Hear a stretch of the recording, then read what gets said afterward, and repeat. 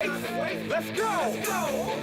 You are now listening to Jason Anderson, and you are in the zone. You're in the zone with Jason Anderson on Sports Radio 810 WHB. You know, friends, so many people have wished me congratulations on a 67-year career in baseball, and they've wished me a wonderful retirement with my family. And now, all I can do is tell you what I wish for you.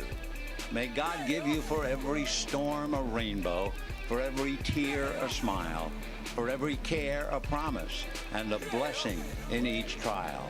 For every problem life seems a faithful friend to share, for every sigh a sweet song, and an answer for each prayer.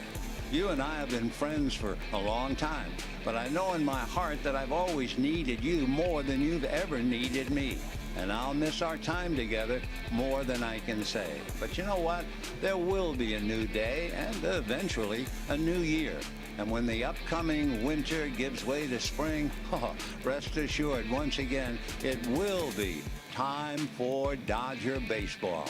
So this is Vin Scully wishing you a very pleasant good afternoon wherever you may be. You're in the zone on Sports Radio 810 WHB.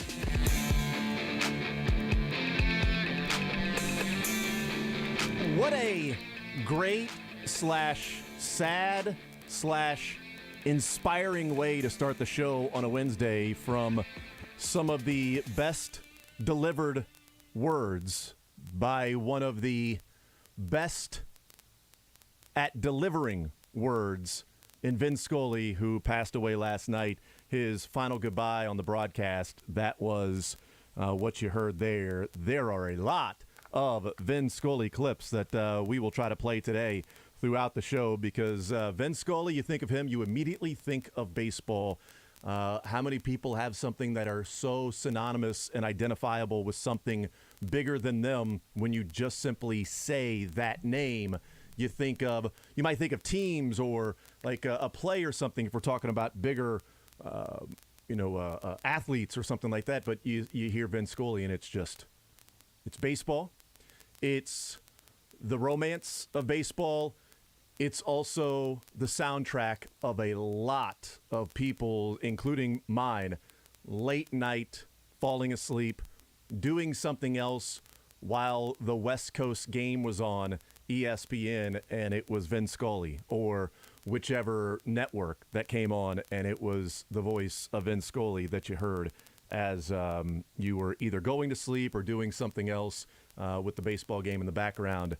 That was the soundtrack for a lot of people, and obviously for Dodger fans, whether that be Brooklyn or LA, the soundtrack of their fandom would be Vin Scully. So a tough night last night, a sad night last night as Vin Scully passes away and lived an absolutely magnificent life, lived an incredible life. And there are so many things that are amazing about Vin Scully, besides him being, a peach of a human. One of the things that I saw last night that's just amazing to think about, Vin Scully called Dodgers games with players born in 1916, Preacher Row, and 1996, Julio Urias. He called Dodger games that included players born 80 years apart. Incredible. Unbelievable with Vin Scully. So, boy, we got a lot of stuff to get into today. 913-912-4810 is the text line to be a part of the show. 913-912-4810. We'll talk with Jeff Montgomery coming up in about 20 minutes from now. The Royals have an afternoon game today, the rubber match against the White Sox. Brady Singer on the mound. Looking forward to seeing what Brady Singer can do and if he can continue this back-to-back stretch of the 22 strikeouts and only a couple of walks, if he can do that today against the White Sox and Lance Lynn on the mound. So we'll talk with Monty mainly about the trade deadline and yesterday and what a clubhouse is like, what players go through when their name is brought up and talked about, and all day when it's being discussed as, you're out there warming up and you're wearing a jersey and your name is in the lineup, and then you head back in and you take that jersey off, you get on a plane and you put on another jersey the next day. It's an odd thing for anybody to go through, and it's just sort of accepted in Major League Baseball. at the trade deadline and just like, well, okay, he got traded there, he got traded there, he got traded there. Okay, let's examine the trades. Let's look at grades for trades and things like that. Oh, he's now playing for that team. It's an odd sort of acceptance, but they are professionals. You understand that with the job. It is part of the gig. They make a lot of money to have to do that. And then you hear the bittersweet part of it, like Cam Gallagher last night, who was emotional before the game and talking about that he was heading into the clubhouse to say goodbye to Whit Merrifield. And before he got to Whit, Mike Matheny cut him off and said, hey, I need to talk to you. And he's traded to the Padres. And Gallagher was very emotional, talking about his teammates and the Royals organization and being around them and what his career has been like, while also then acknowledging the excitement of the potential of playing in a postseason and being on a team like the Padres, who are one of the favorites now to win the World Series, certainly to go to the playoffs. And Cam Gallagher is going to be a guy on the team that, backup catcher, defensive catcher, very good at framing, has been, complimented for his ability to do that throughout his career, handling a pitching staff. Pitchers like throwing to Cam Gallagher on the mound. So a guy who I think would be on the rosters for the postseason and however far the Padres get. So that bittersweet moment that you see from guys. And then I do wonder if there's a bittersweet moment of somebody that wasn't traded. And kind of excited about going somewhere else and pitching in the and the potential of, playing in the playoffs and pitching in October. And then you're not traded. And it's like, well, now I'm playing out the string this year. But it's familiarity. It's the same guys I know in the clubhouse, same guys I go to breakfast and lunch and maybe after games and road trips and all of that stuff. So nothing in my life has really changed, or even at all. Not even really. Nothing in my life has changed if I'm not traded. So it's that interesting both sides. Don't want to be traded, but also maybe would like to be traded. Different viewpoints. We'll talk with Jeff Montgomery about that. Also what he saw from Daniel Lynch the other night against the White Sox and out-dueling Michael Kopech. What is Daniel Lynch and Patrick Mahomes? What do they have in common? Daniel Lynch and Patrick Mahomes. What do they have in common? Both probably worse at their job with blisters. No, Mahomes can just switch hands. Lynch can't. That's a great point. Yep, great that's point. right. Name a first down Daniel Lynch has thrown with his right hand. Because I can name a first down Mahomes has done with his left hand. Beards, both professional throwers. That is one thing. You are right about It's not that. the one you're looking for, but it is right. I mean, that technically you're not wrong. They both are professional throwers by teams in Kansas City. Ooh, that's another one. They were playing Kansas City. Yeah. I didn't think of that. Beards, any idea what Daniel Lynch and Patrick Mahomes now have in common after Monday night? Having in common, I was going to say the thing they have different is only one of them is going to be playing in October. That is definitely something Pretty they will good. not have in common. Do they have games in October? You know what? I think the Royals think do the play Royals baseball in October. have a couple of November. games. Yeah, first week. November. First, There we Yeah. go. Well, November. doesn't mean Daniel Lynch will start because there's only a couple of games in October, right? 5 games. Okay, he'll start. They as long end the as he's season healthy. with 6 games in Yeah. Cleveland. It's like the oh my goodness, that's terrible. Oof. It's like when Mick Shaffer, when the Chiefs were struggling, and Mick Shaffer guaranteed the Chiefs would be playing games in January. People lost their mind on him. Not I think he realizing said last they year. play at least 2 They'll games play at in least. January. That's what it was. They're going to play at least 2 games in Because January. the regular season goes into the second week of January now. So here's what they have in common as a quick aside. Tell me about it.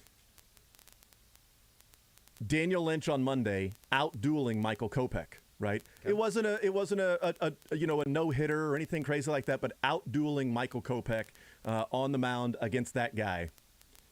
Has that in common with Patrick Mahomes because in the playoffs in high school, Patrick Mahomes threw a no-hitter to get by, I can't remember what team, with Michael Kopech on the mound, who threw a game in which he gave up only 1 run. Incredible. Mahomes v. Michael Kopech, and freaking Mahomes threw a no-hitter in the playoffs in high school against Michael Kopech on the mound. So now, he and Daniel Lynch have that in common, at least for 1 game. They out-dueled the other. Daniel Lynch not a no-hitter, though, because he doesn't have that Mahomes thingy. I mean, Just rises to the occasion. Maybe he starts wearing the headband under his hat, and all of a sudden, he's got no-hit stuff. Yeah. So we'll talk with Monty about those things and maybe a thought on Michael Massey. No news yet, right? We haven't seen any news on if they have made any moves. They got to do it pretty soon. They start in about 3 hours. Yeah. Michael Massey was scratched from the game in Omaha yesterday, and that would be an assumption with Whit Merrifield being traded that he would make his way up to the big league. So we'll see what happens with that. All right, trade deadline came and went yesterday. Let's hear from J.J. Picollo on his opening statement.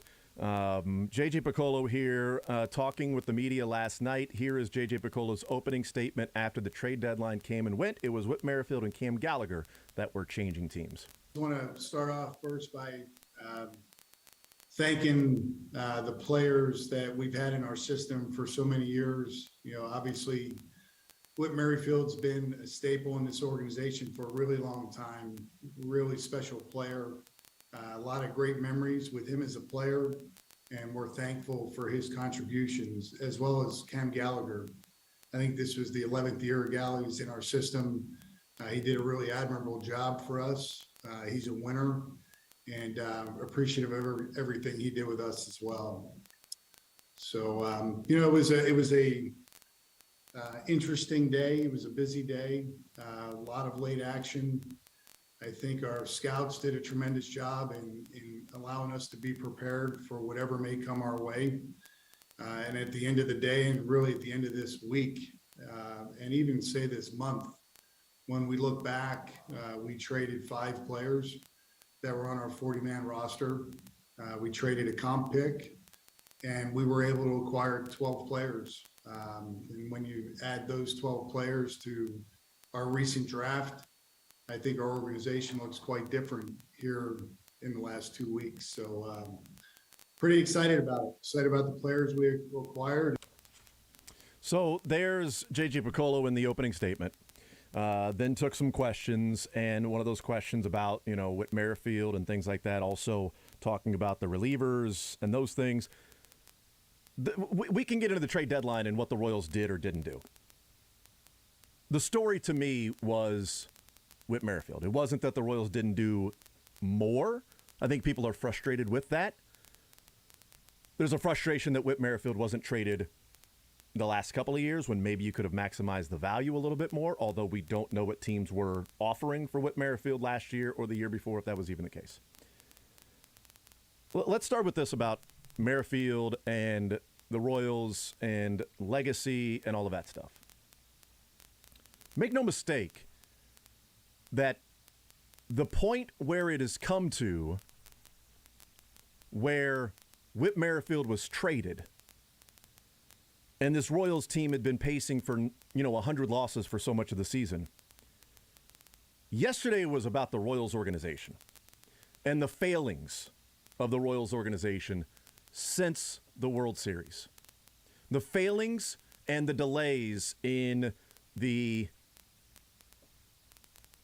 rebuild, in the tear down and reconstruct, that shouldn't have taken this long to win this year. It is hoping that a Whit Merrifield gets traded, and it's in a position to where there was zero chance they were going to be making the playoffs when it came time to go to Toronto. I don't know what life would have been like if the Royals were in first place in the Central or a game behind in the wild card when they were heading to Toronto. Maybe the same decisions were made. Would have been made. I don't know. We know this. The decision was made by Whit Merrifield and others. By the way, 9 other players that were part of that.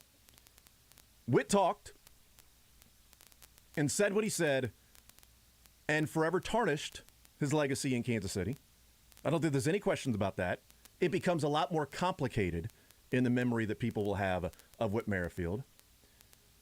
And we know that he's true to his word in that he would reassess if he was traded to a different team because he's traded to the Blue Jays, and I don't think there's any way, shape, or form the Blue Jays would have traded if they didn't know that Whit Merrifield would have been vaccinated, because I don't think they want to go Kyrie Irving here and do the home road game like that where Whit just simply stays in, like, Buffalo. So I'm going to let you cook through this first segment, you're good. but she, Davidi, I believe, of Sportsnet, did tweet about 4 minutes ago. As for Whit Merrifield, John Schneider says, quote, nothing new, re-vax status. Obviously, we know he wasn't there in Toronto, but totally up to him, and I'm sure that he's had conversations with his family and other people. So, we're leaving that decision up to him. Yeah, and we'll see what happens with this. It would be crazy for the Blue Jays to have made this trade with what you just laid out there, but I wanted to give you the latest piece of information, which is, I don't know.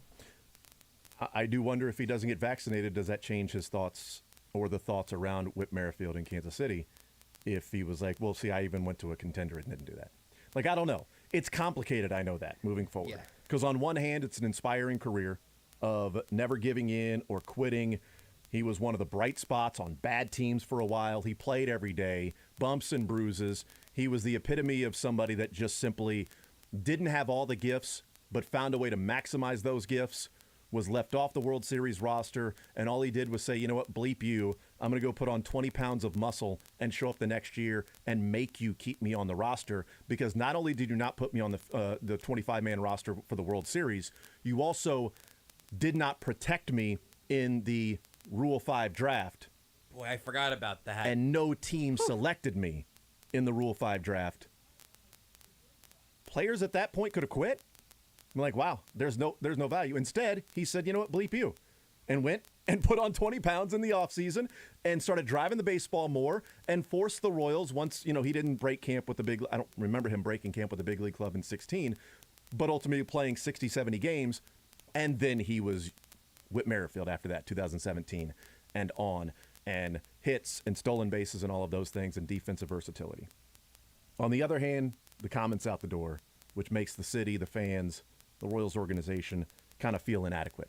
It's just not good enough for him to do that, to really be all in, bought in, do whatever it takes for the city, the fans, the organization, his teammates. Dayton said he was disgusted by the comments. I wonder, as time passes, if memories change, if the hard feelings soften, and more of the what Whit did as a Royals player in a Royals uniform rises to the surface more than what is the current sort of frustration. And even, I would say, hurt by Whit with the comments, because it felt like, okay, we're not good enough for you. He was also a part of the reason why they weren't winning, is his play as well. We'll take a time out. There's a whole lot more to get into, because I got some thoughts on the trade deadline, the players they acquired, what they did, if they did enough, looking at the entire bigger picture like J.J. Piccolo talked about. We'll hear J.J. Piccolo talk about the reliever market, different players, if they could have moved somebody. They acquired relievers but then didn't move Barlow or Stallmont or anybody else. So we'll talk about that as well. Get into some Chiefs. We'll hear from the Kansas City Chiefs coming up in the 11 o'clock hour. Mick Shaffer as well. More Zone, Jeff Montgomery next. Want to see more of The Zone? Watch the show live on the Sports Radio 810 WHB Facebook, Twitter, YouTube, and Twitch.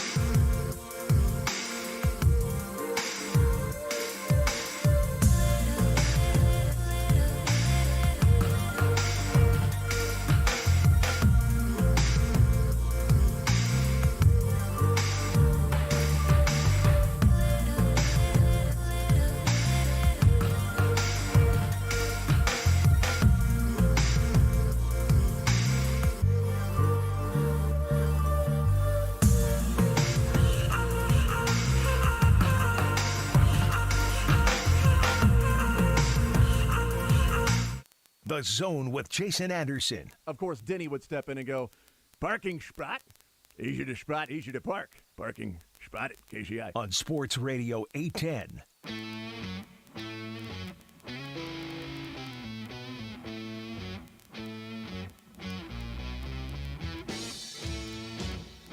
All right, we continue right here on Sports Radio 810 WHB. Jason Anderson with you. We head up until 2 o'clock. Time to talk to Jeff Montgomery. He is our Royals insider, Bally Sports Royals Hall of Famer, presented by Sandlot Goods. Monty, what's up, man? How are you, sir? Yeah, doing pretty good. Just getting ready for this final game of the road trip, final game of the White Sox series. Hopefully get a series win here today. Absolutely. That is certainly the hope and the plan and what the Royals want to do. Take me back to yesterday, and, you've been through so many trade deadlines as a player and then, of course, as a broadcaster as well.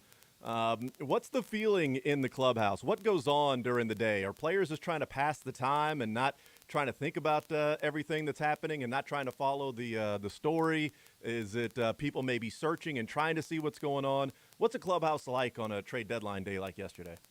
I think probably a mixed bag. I think it depends on whether you're one of those players who are potentially in the mix of being traded, or you're a young player just needing to go about your business and maybe interested in what's going on in baseball. But certainly this year's trade deadline brought a lot of activity, a lot of news, and probably more action than I can remember for a long time. And obviously the Soto deal, the blockbuster one of them all, but even some stuff going on, here closer to home with the Cam Gallagher and Whit Merrifield. So there was just a lot of interest going on yesterday all the way up to the deadline. As a player, what's that like for your name to be thrown out there so often and then on that day not knowing, like, am I getting on a plane? Am I playing tonight? I'm warming up in this jersey, but am I going to take it off and change clothes and pack my bags? What's that like for a player that whose name is mentioned and is talked about and potentially going to be dealt? Yeah, I go back to my career, and I can just remember a number of years. I can't tell you exactly how many, but probably 3 or 4 years for sure. It seemed like every year I was going to the Atlanta Braves. So, and it was much different then because we didn't have Twitter and the internet and all those, I guess, the accessibility to all the rumors and such, but you still heard them. And I think when you're a player whose name's mentioned, you're certainly aware of it. You can't avoid it, whether you had internet or you didn't have internet.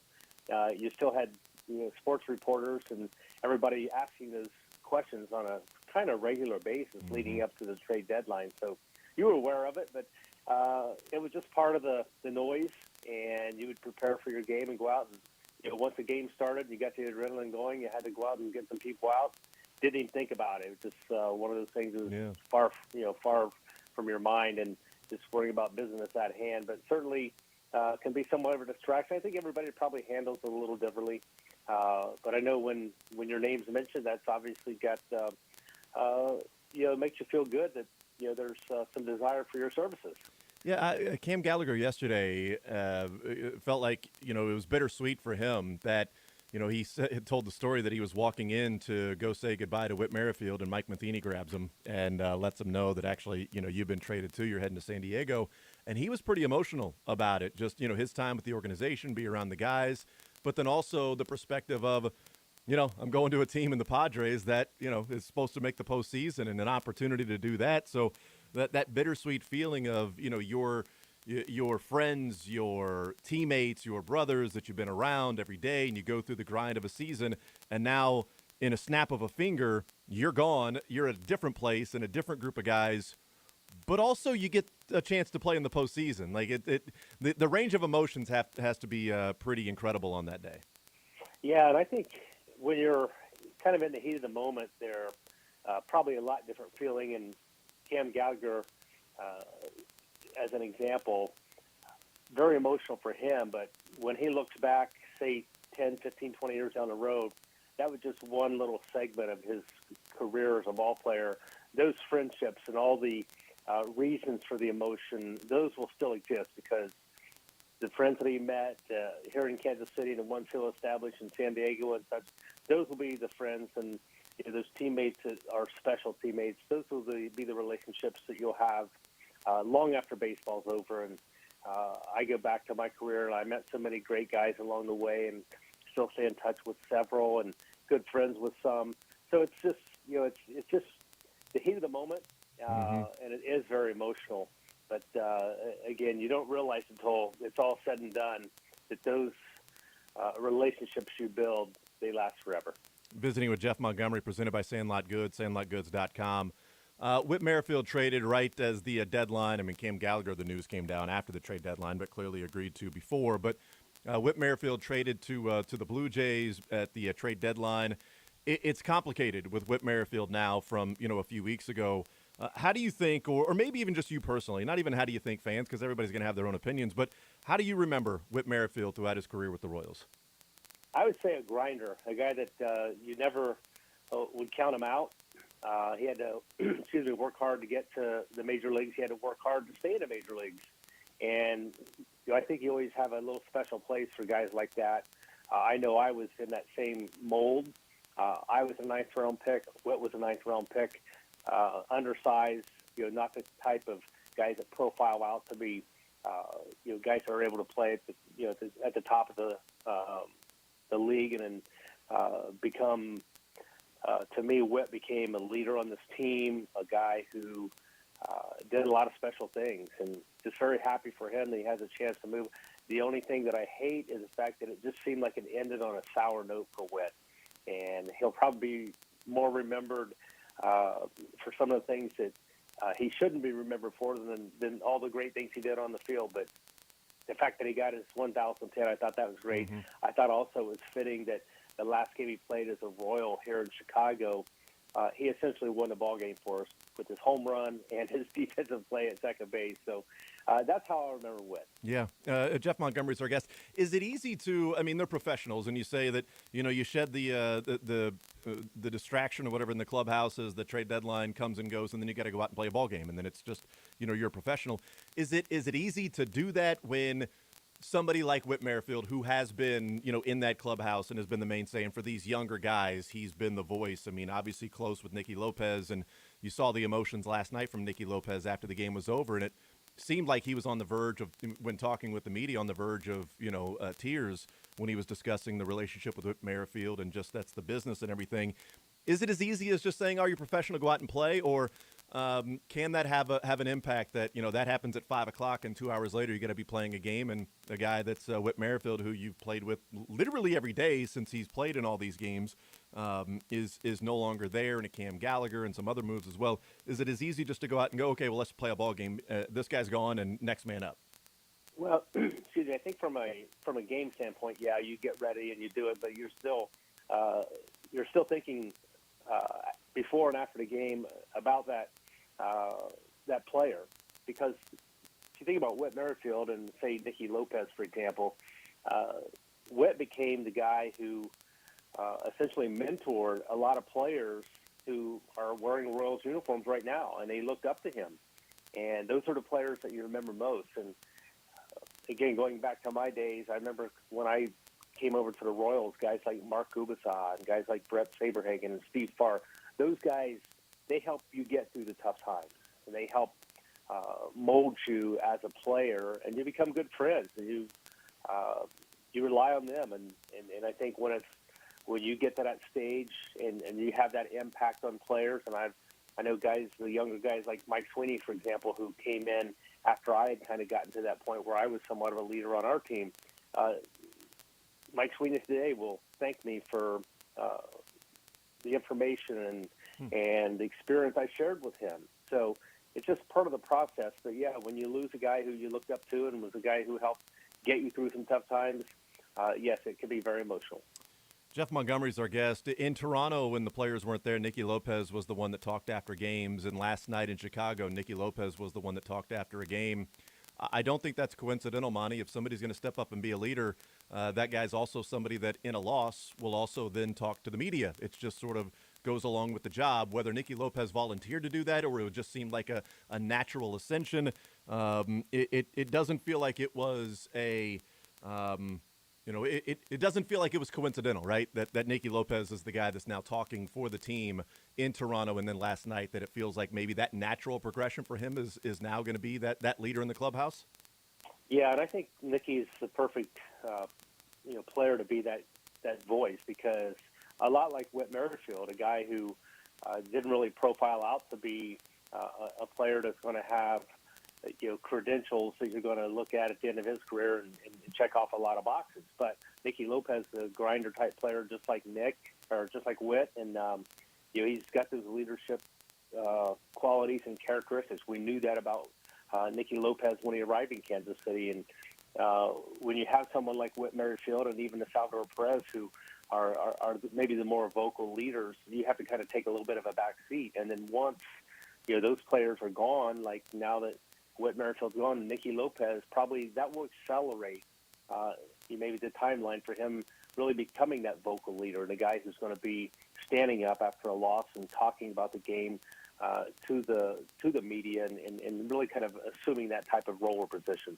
Visiting with Jeff Montgomery is presented by Sandlot Goods, Kansas City's only local hat manufacturer. Shop their hats and more online at sandlotgoods.com or at their stores located in all made-in-KC marketplaces. So as the actual game goes on last night, Brad Keller's an interesting guy because, the highs and lows of his season, it just feels like, he's a guy that is dependent on his defense. And sometimes placement in the infield goes a long way. And there were some slow hit balls, some low exit velocities that got through the middle because of placement or where guys typically would go.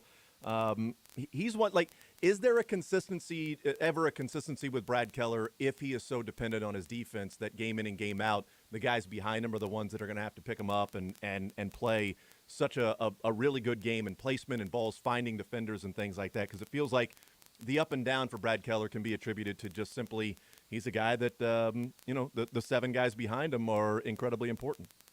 Right. He does rely a whole lot on defense, particularly infield defense. And you're right, a lot of balls found their way through the infield, especially early in that game last night.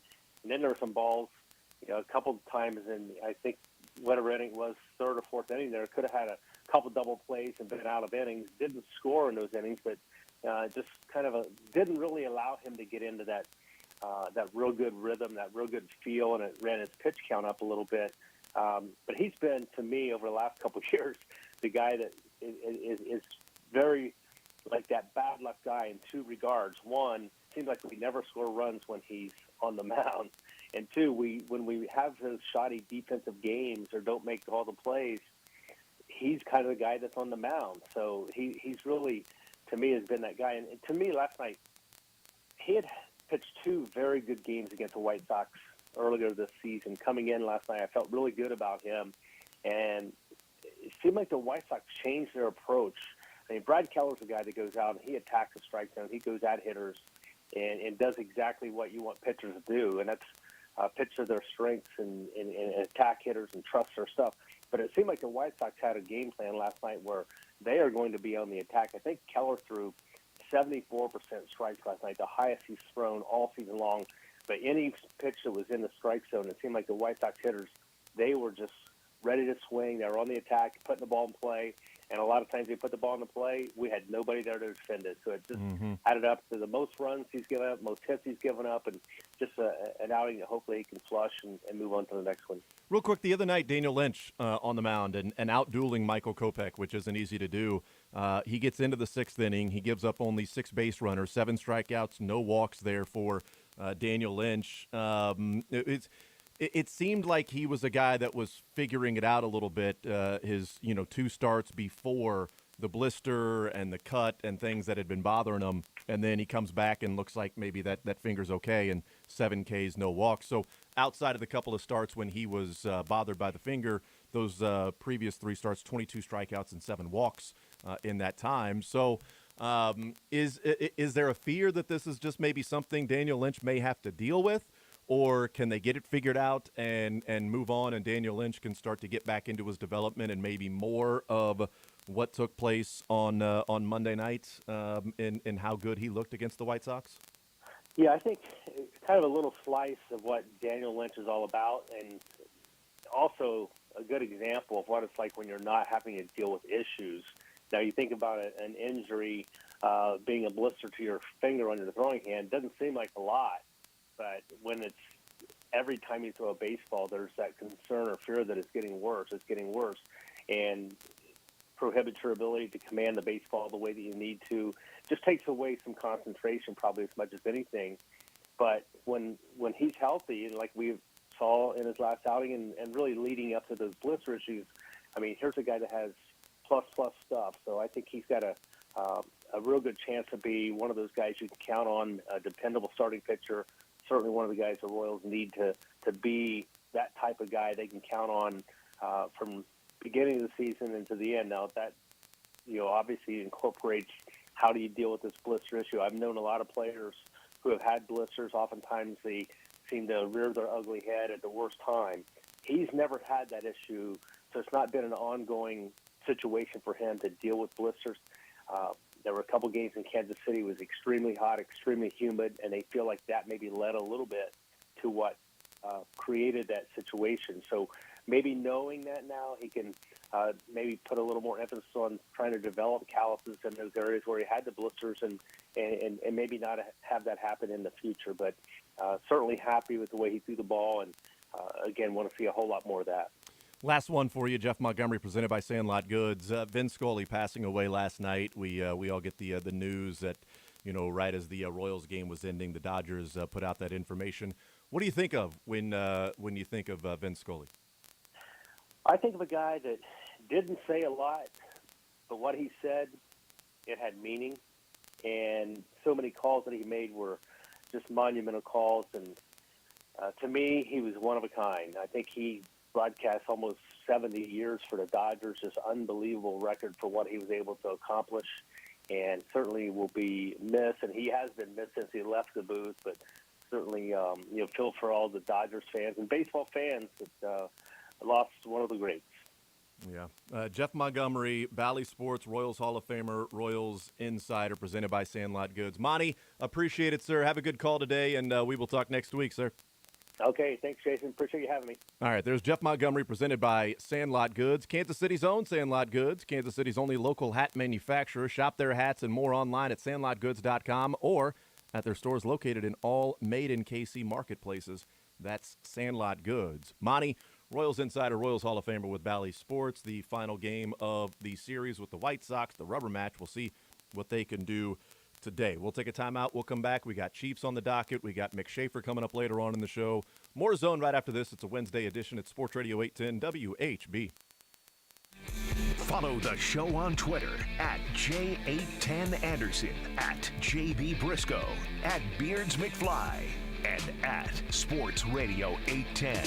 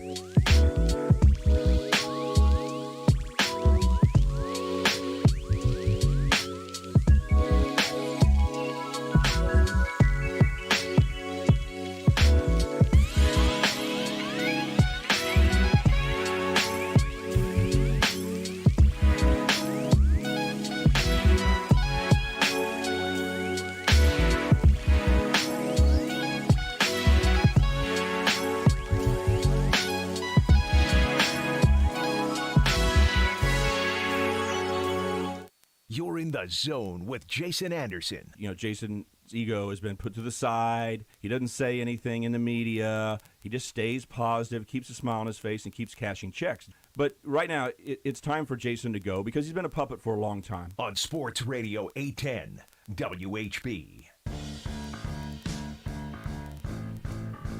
All right, thank you to Jeff Montgomery, presented by Sandlot Goods. We'll hear from the Chiefs in St. Joe coming up in the next hour. And then Mick Shaffer will join us later on in the show. Still plenty of thoughts on the trade deadline for the Royals and what took place and what they acquired, what they did, who they traded. We also have some giveaways that we're going to be doing. We've been giving away tickets to the 100-year anniversary for WHB. And now we also have tickets for a new movie that is out at theaters, coming to theaters. I'm actually not sure if it's bootlegged. I'm not sure when it It's not out officially hit yet. theaters. So just bootleg. You can only get it via bootleg. Okay. Or if you come to this premiere, you can see it early. Amazing. I am really excited about this movie. I don't know if you have seen the trailer for Bullet Train. I've seen it twice. I don't even know. I can't remember the movies that I saw this trailer play before. But whenever I saw it, I was like, oh, that's exciting. We should make time to go see that. This seems right up my alley. And then all of a sudden, we're having an 810 premiere party, is what I'm going to call it, at the B&B Theaters. That's at 135th and Antioch B&B tomorrow night. And so we have some tickets we can give away. I don't know if you want to just... We have something to give to callers. We can pick a texter of the day. Maybe you say, hey, I'm a texter who wants to go to Bullet Train tomorrow night. I don't know how we want to, set all that up. Figure something out there. We got a handful of tickets that we can give away today. If you want to come in and hang out with us, so how many hosting pair? the little event beforehand. 5 pairs. 5 pair. Okay. Each show is giving away 5 pairs. We got 5 Each pairs show? to give away today. Give away 5 pairs? We got 5 pairs to give away here in the Zone. Goodness. Look at that. There we go. Okay, so we'll be doing that throughout the show. Let's go ahead and give away one right now. I like it. One pair, not one single ticket. One pair. Although, one single ticket would be perfectly fine with me. I love going to the movies by myself. I enjoy it. 913-381-810. What do we want to do? Caller number 8? Caller number 10? Let's go caller number 47. Caller 47. Okay. There we go. Buckle in, Beards. What number movie is this for Brad Pitt? That's go through his filmography. Lot. How many movies? That's the number, caller, we're going with. It's the B&B Theaters at 135th Street in Antioch. Oh, caller 135. That's exactly right. So, do we want to go caller 135? Beards, you unhappy? Well, how about... The way things are going? Let's see. Tomorrow's the 4th. We could just do caller 4. People, I like that option better. Just open up the phone lines, man. Go caller number 8. Caller number 8 seems reasonable. Okay. Or we can go caller number 82, because that's when he enrolled at Mizzou. Was in 1982. We can go 82. You want to do that? Let's do that. Let's call number 82. Caller number 8 or 2, whatever. Ooh, that's good. Well, whatever Beards decides. I know which one Beards will decide, and you probably already missed your window. Pair of tickets to Bullet Train, the premiere coming up tomorrow night. 913-912-4810 is the text line, and we'll give away tickets on the text line I as should well. also give away the times. Beards can tell you the times if you want. It's tomorrow night. You'll figure it out. Yeah, tomorrow night. Probably after close of business. After COB. It is not a. It's not a matinee. No, it's not a matinee. It's in the evening. Well, I mean, I'd love to. Winning tickets would be great, but I only have to pay $5 to go see that movie anyway. It's at 1:00 in the afternoon. I don't know if I can see the whole thing in my lunch break. I think it's a pretty long movie. Businessman special, kind of like a baseball game. 913-912-4810 is the text line. We talked a little bit at the beginning of the show about the trade deadline and Whit Merrifield going to the Blue Jays. Cam Gallagher, we're talking with Jeff Montgomery there about sort of the emotions that go along with it and all of that stuff. As we get into Chiefs in the next hour, and we'll have a better idea of like who's going to talk and what time they're going to be talking as well. Just a quick, question as it may bleed over into the next hour. Did they do enough? Josh, to you, did the Royals do enough in transactions? It feels like a loaded question. No, I think it's a pretty simple answer, even if it is an obvious question. I don't. So I love that. I think I'm just wondering if how much time we'll need to really hit all corners of this one. Because no, I think that the simple answer is no. Okay. They didn't do enough yesterday, and JJ Piccolo spoke to this, and we'll keep hearing that audio throughout the show as well. Yep. But whenever he talks about, Todd Lebo asked, was this a transactional day? I don't think it was. He talked about the relievers. We'll hear from him in a little while to hear the logic. But I still see the Royals operating in a position of doing what we have to do and then very little more if possible. Yesterday they did what they had to do. We traded Witt, get off our backs. Here's my. It could have been proactive. Here's my Cliff Notes, more complicated answer. I go no and yes. Did they do enough? Wow. Did they do enough yesterday? No. Did they do enough overall in terms of trading and moving pieces? If Santana and Benintendi were traded yesterday, and it was Santana, Benintendi, Whit Merrifield, Cam Gallagher, I wonder what the feeling today would be. Still bad. Okay. Hi, guys. It's Andrew.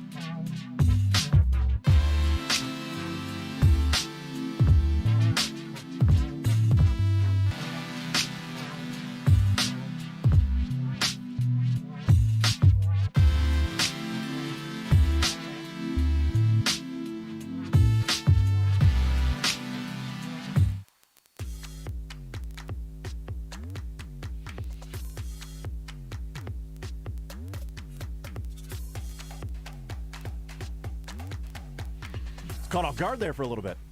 Didn't realize it was our turn. Is this our turn? Are we We're up back. now? Cool. We'll hear from Andy Reid, Willie Gay, Tershawn Wharton, and also Jalen Watson. It just says Watson, so I'm going to assume it's the Watson on the Chiefs and not Deshaun Watson or Jackson Heights' own Randall Watson. Or John Watson to investigate why the Chiefs haven't added another edge rusher. I don't know. Yeah, maybe. What would the investigation be about? in investigating what the real reason for missing last week was for Orlando Brown. You know. Ooh, that's good. I like that. He's Solving the mystery. Watson over here sniffing around. So we'll hear from Andy Reid, Willie Gay, Turk Wharton, and Jalen Watson coming up out at St. Joe in Chiefs training camp. Still no word from the Royals on a roster move for today, with Whit Merrifield and Cam Gallagher moved yesterday. They announced yesterday there would be a subsequent roster moves announced tomorrow morning, as in now this morning. There's 59 minutes left for the morning. And 2 hours and 9 minutes before they actually have to take the field and play a baseball game there in Chicago. So we'll see if it's Michael Massey or, who do they go with three catchers still and they just bring up somebody else. We'll find out as the day progresses. 913-912-4810. We'll certainly talk a lot of Chiefs once the press conferences start. Haven't seen an update on if the Chiefs are still out at practice right now or whatever they might be doing. I know they're inside, so a little bit different than being outside and every single movement and things like that. So, but I do want to elaborate a little bit on the end of last segment when I said the trade deadline. It was a yes and a no for me, with the simple question of did the Royals do enough in the mind of the fans. Specifically yesterday, my immediate reaction is no. But the overall movement for the Royals, I actually go yes. And the reason I say that is because I don't want to be someone who is going to talk out of both sides of the mouth in criticism for the Royals. Find a way to criticize them earlier, and then if they do something, find a way to then criticize them after. I had talked about for a while that, the Royals in years of losing over the last 10 years, outside of 14, 15, and 16, and even throw in 17 as well. But they have had all these years that they have been losing. So 10, 11, 12, 13, 18, 19, 20, 21, and leading into this year. And I talked about the lack of trades, the lack of movement, the non-transactional team that the Royals were, and that they never really traded anybody before July. They had traded two players before July, and that was John Jay and Kelvin Herrera. That was it. Over all those years that they did not do that. They waited till the trade deadline and then ultimately didn't really make any big moves. Well, then they traded Carlos Santana before July. And so if I'm saying, come on, show that you are willing to move somebody when you feel like it's the right time. And they did that this year. One of the things that we also talked about was the fact that the Royals do not trade players with team control left. They don't. And they don't really trade players that have value, and value is a relative term. So what's substantial value? Yeah, but what's real value? Like Carlos Santana, somebody might have said, well, that's a value because the Mariners needed him, and French went down, and look what he was doing in the previous month, and look what he then was doing for the Mariners. So there was some value to trading him. You can certainly say that. But I've talked about that, the real value that's been there of players that have been traded before this year was a total of 8. Scott Podsednik, Kyle Farnsworth, Rick Ankiel, Jonathan Broxton, John Jay, Kelvin Herrera, Mike Moustakas, Trevor Rosenthal. Those are the players that were traded that had, quote-unquote, any value. And said that to Les Norman. Les was like, John Jay, I don't know that I would throw him in. And I'm just saying anybody that was having a decent year at that point. Because John Jay was a one-year signing and then traded in June. So he played 3 months with the Royals, the definition of rental, right? 4 of those 8 were closers in Farnsworth, Broxton, Herrera, and Rosenthal. All of those players were done at the end of that year. 5 of the 8 that they traded were signings the previous offseason. Podsednik, Rick Ankiel, Jonathan Broxton, John Jay, Trevor Rosenthal. None of them had team control left. So the fact that Emmanuel Rivera, whether you like him or not, had team control, could be an organizational guy. Whit Merrifield, obviously, with a couple more years left, team control. Cam Gallagher, nice defensive catcher. If MJ Melendez is going to be a guy that moves positions, you could use a guy like Cam Gallagher. Team control that was left, and moving some pieces that you felt like is there value to it. Benintendi, clear value. But he falls into the category of, he was a rental player and was going to be a free agent. They weren't going to re-sign him. With Merrifield, there's some value. And there's that connection with the team over the course of his career and the years and years and years of them, along with Salvi, putting those two faces up, and Gordon until he retired, of sort of the Royals organization and team while they were going through bad seasons. Two-hit Whitley, all of that, going to play every day, and one of those guys. And now they've moved on from him.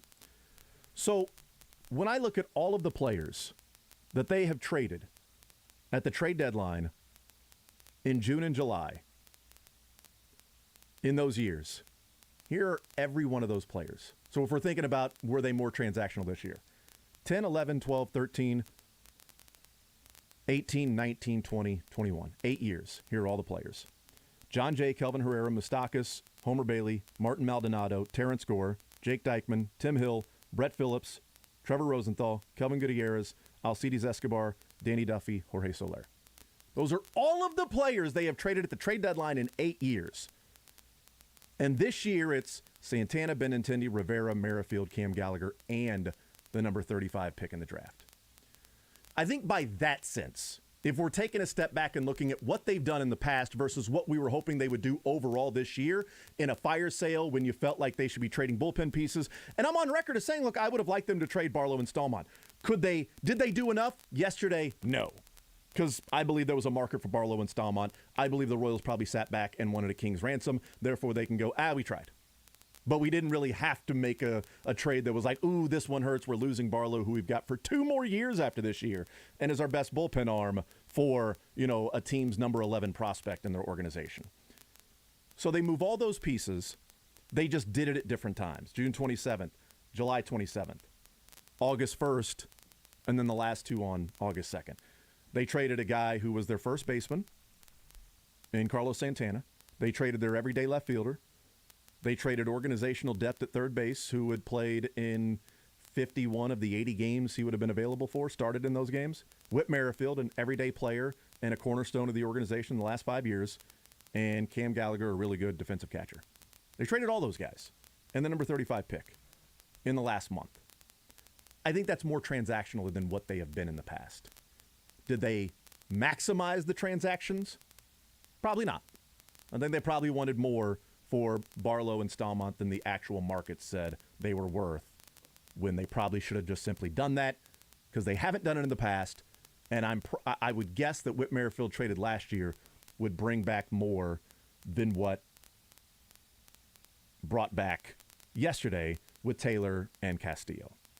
Few things. One, the whole crew, Alec Lewis, Linworthy, Annie Rogers, have all tweeted.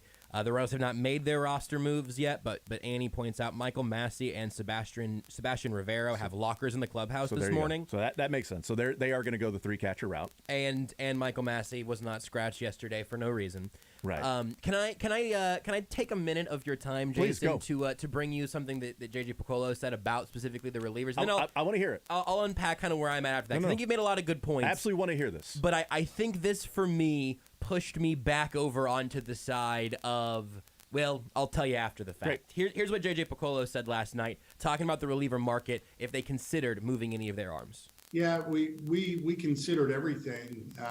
I think the nice thing about today is we didn't have anything that was extremely pressing where we felt like we had to move a player. We didn't have a contract on the books that didn't make sense for us next year or prohibited us from doing anything.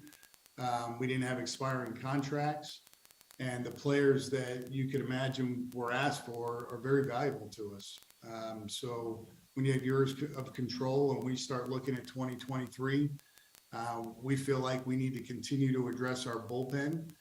So to give up anything out of our bullpen would have made a lot of sense for us, because anybody that's being asked for has value to us as well. So we were willing partners and listeners, but also we're not extremely aggressive in trying to make a trade for anybody that we thought clearly makes our team or puts our team in a better position to start 23. If I was it's probably the last 15 seconds is what stands out there. If I was standing, I'll give you something from the full minute. If I was standing on the fence with you a little bit, and I think you made a lot of good points about, hey, you're Let's welcome. take a break. We'll come back. Let's take a break. Chiefs audio next. Looking at the entire scope of this offseason, or of the last month, I do think is absolutely fair. If they would have waited until yesterday to trade Carlos Santana, we'd think about it a little differently. And Benintendi and all of that, absolutely. Yeah. The buzzwords you hear in that minute of audio, there are so many that I'm sure I missed some. There was nothing pressing. There was no one they had to move. There were no contracts either expiring or prohibitive for the future. These guys are valuable to the team. Years of control. 2023. Want to keep building on the bullpen. Of course they have value. That's why you would ask for something in return that could actually benefit the long-term view of your team. We didn't need to be aggressive. You should, because this all goes back to, though, and there's another clip later we can play if we want, about 2023. If they're making these moves because, these guys can help us in 2023, I don't care about 2023, and I didn't care about 2022 a year ago either, because the Royals have not shown us enough to prove that next year, ever, that next year will be the year. I don't mean 23. I mean, anytime they say, well, next year we prove it. They haven't yet. The Royals are the bar that has free beer tomorrow sign. Yes. We're always, every day next like year. Morons, 162 times we walk up and say, it's free beer today. That's tomorrow. Every April or March down in Arizona, 1 year away. It's a sign that next year is our year. Next year's our year. It's never a numbered year, but it's always next year. Yeah. And I understand if you are ready to compete next year, you want to have guys that will help you compete next year. But why would I trust this franchise to have to be able to look in the mirror and not have it be a funhouse mirror? Here's the other analogy for the day. I feel like the Royals have all of their mirrors in Kauffman must all be carnival mirrors, because every time they look in, they say, hey, you know what? I'm going to be a part of a winning baseball team next year, and it's never true. Do you have something, Beards? I heard your mic turn on. I got nervous. Yeah, I was going to say, it also feels like they just kind of did all the easy stuff, where it's like, yes, Santana sucks. We know we have to get rid of him because we've got Pasquantino. We'll move him. Everybody's knocking down our door for Benintendi. Fine, we'll do it. Witt threw us under the bus. Fine, we'll do it. And it was just all the easy stuff and nothing that was like, we trade this young guy that we like to get something that will help us later. It's a great point, Beards. Some people were thinking about mentioning, love the segue, I appreciate it. Beards never gave me a segue that good when it was just me and him working. I don't know. The zones made him a different man. His eyes are open to baseball. They traded 3 guys in their last year of club control, a 33-year-old with his lowest value in years, who very obviously did not want to be here anymore, in a clubhouse just bursting with weird vibes, and Emmanuel Rivera, who I just think see as a 4A player, which is what it is. I see that as well. It makes sense. That is a reasonable conclusion to come to.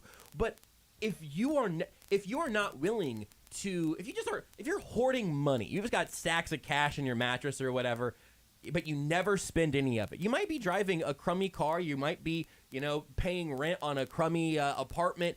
You aren't ever buying nice gifts for anyone around you, but man, you've got that money because next year is going to be the year that you're finally going to start spending it. I don't know why I should buy that anymore about this team, and really, it's not even just my lack of faith in the long-term future. That can be partially Dayton, partially JJ, whatever. The thing that I am most just personally over is how stale all of this feels. It's the same logic and the same type of moves and non-moves that have gotten us to where we are now. I would like to see them try something different, if for no other reason than to try something different. It just feels like the same old, same old. Well, I will say that when he says, address the bullpen and it didn't make sense, and looking at 2023 and these guys that'll help the team and not extremely aggressive, all the things that you talked about. Michael Massey is hitting 7th today, starting at Awesome. second base. There we go. There you go. Michael Massey in the starting lineup. Michael Massey is now hopefully going with third base being traded away in Rivera, so maybe Lopez is playing third base. Bobby Witt's at third today. And Nicky Lopez is at short. Well, it's about damn time they make way for a shortstop there and move Bobby Witt off of his natural position of shortstop. What the hell? All right, never mind. Mondesi rehab assignment? No, I don't know. Whatever. Whatever. Doesn't matter. He struggled yesterday at shortstop, so now he's lost the job, apparently. So that whole view of these guys will help us in 2023 to win, to me, is a trigger for a lot of Royals fans and analysts, because it's been the same thing with why you don't trade Whit Merrifield last year or the year before and things like that.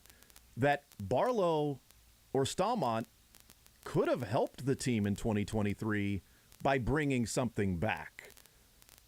Now, they're the ones that know what the return was. They're the ones having the conversation, and maybe we would have looked at it and said, well, you traded Scott Barlow for somebody who wasn't even in the top 30 of their prospects in their organization. Always a possibility. Or were you just trying to give him away? He was more valuable being on the team than just, tossing him aside. That could be the case. I doubt it, because he's got 2 more years of team control, does Scott Barlow. He would be pitching for a team in 23 and 24 after this year. They're not extremely aggressive is something that is frustrating, because the Royals should be aggressive in calling people and trying to do those things, packaging players if that's the case, and try to bring something back. I hear all that. Absolutely. But just they always come off as so passive. Yeah, come absolutely. to us, blow us away. You can have a player on your way out. Here's a goodie bag. It's very passive. If not, okay, whatever. Then we'll stay with our guys. That's fine. But as I look at the entirety, and with the 5 players that were traded, and the draft pick that was traded, they got 12 players back, 2 that are on the big league club, and Wyatt Mills and now Luke Weaver. 10 guys that are in the minor leagues. And with MLB Pipeline, MLB.com's updated rankings for the Royals, 1 through 30, they have number 1 Pasquantino and number 2 Nick Pratto still. If you graduate them, which you should, so they have included these players in the Royals' top 30 without graduating Pasquantino and Pratto, I'm going to go ahead and graduate them. Seems fair. That means, according to MLB Pipeline, the Royals acquired the number 6 prospect in the Royals organization now, the number 10 prospect in the Royals organization now, the number 11 prospect in the Royals organization now, the number 20, 21, and 26.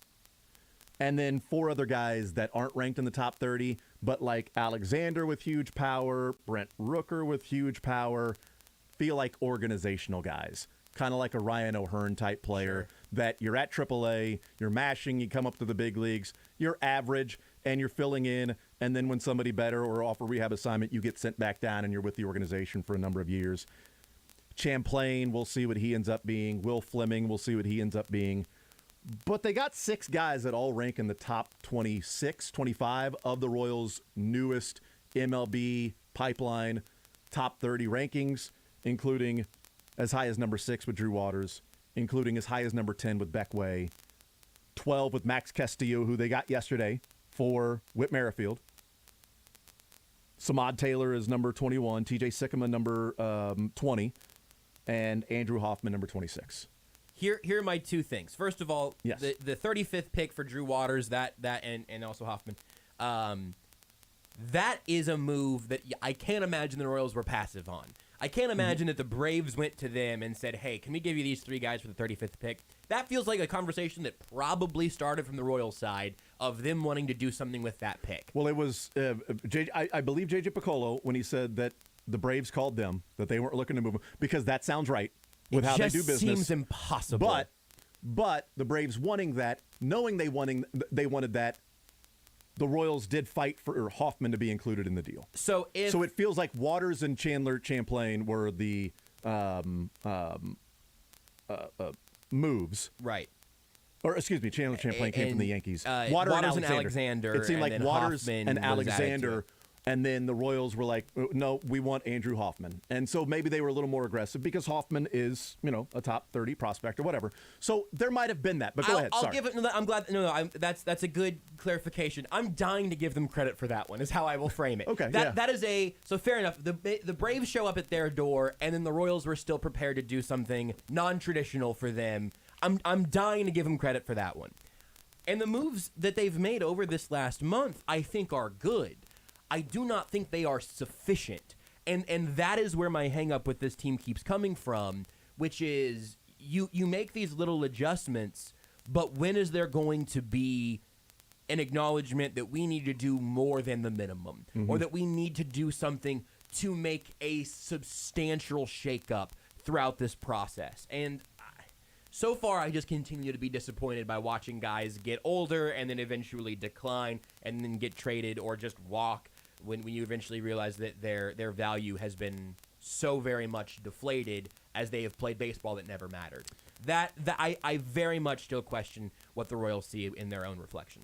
The Chiefs have not stopped yet, so they're still practicing. Sweet. So I know, Beard, you want to go to break, but Get out of here. I do want to add some context to it. Can we hear J.J. Piccolo talking about Whit Merrifield? Because I do think this is part of the conversation is if the Royals' schedule sent them to Toronto in late August as opposed to early July, and that issue never came up at the time, would we view the move of Whit Merrifield as that was the easy thing to do, was to move on from Whit Merrifield? Here's J.J. Piccolo weighing in on why now, as opposed to years past for Whit, and then a follow-up on the vaccination status. I think it's more of a reflection of where our organization is right now. There's depth coming from behind Whit that allows us a little more freedom to make moves moving forward. So I think that was a main contributor. The last couple of years, we can call them transition years if we'd like to, but his versatility, whether it was second base, the outfield, all the things that he could do for us always allowed us to have flexibility to give opportunity to guys who are ready to play in the major leagues. And now we're at a point in our system with a lot of young players that the competition is getting tighter. And we just looked to capitalize on a player that had value in this game, and we felt like we were able to do so today. And follow up, just because it's gotten a lot of attention in the last couple of weeks since the All-Star break. Did any of the comments with him regarding vaccine and playing for a contender, did that factor at all into the decisions you guys made? No, and I think our actions show how it did not. We could have probably moved Whit pretty quickly, but we felt like Whit's value was that we should wait to get the best return that we could. And it really came down to the last hour or so before we were able to land on a deal that we were happy with. So there's JJ weighing in on Whit Merrifield. There's always the aspect of, okay, do you believe somebody when they're saying those things? Again, I believe JJ in the fact that the Braves approached them about pick number 35 because the Braves wanted more money to work with. I don't think the Royals were looking to move that pick.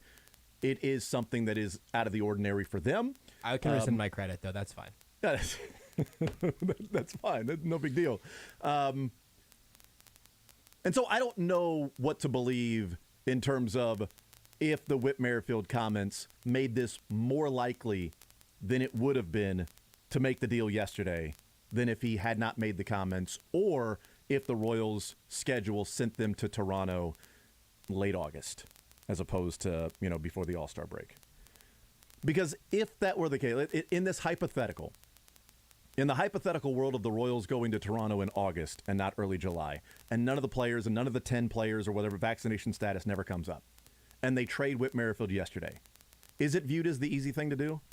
Or is it viewed as, okay, they did trade somebody who they had a relationship and a connection with and who they haven't wanted to trade, and they don't want to make the kids with the 15, number 15 jerseys around Kauffman Stadium upset, and the guy's around the club for a couple of more years, and he's a leader in the clubhouse, and he's answering questions after the game. Does it make it as easy as it sounds of like, oh, you just got to trade Whit now that he said that? Or is there truth and believability in J.J. Piccolo's words that it had no impact on the trade value of Whit Merrifield? Those are just Patrick Mahomes 15 Royals jerseys. That's a good anyway. point. That's a great point. And that's a really good point, which will now be sold again at Rally. Now, yes. now you throw those 15 Royals jersey with Mahomes on the back again. I definitely don't think we're viewing it publicly the same way we view it now. Reckless speculation? Yes, total. I'm prefacing some reckless speculation. My reckless speculation is that the Royals or that clubhouse on some level knew this was a move that needed to happen, and then we found that out whenever he publicly said, I'll reconsider if we're going somewhere else, or if I'm playing meaningful baseball. I think that moved the public needle and absolutely moved our perception if that's the thing they had to do or not. It seems like there's been some. Again, we've heard it from Dayton as much to say that this like the clubhouse has been weird. I think that this worked out just fine. But I would say, but if it was simply a reckless speculation, hashtag not reporting. Yes, if it was simply the comments didn't matter. Even if he hadn't made those comments, it would still be something within the organization that they would say, it's time to move on because of whatever might be taking place behind the scenes and fighting back against what the recommendation was and what the doctors were saying. This is the advice we're giving. These are the things we think you should do.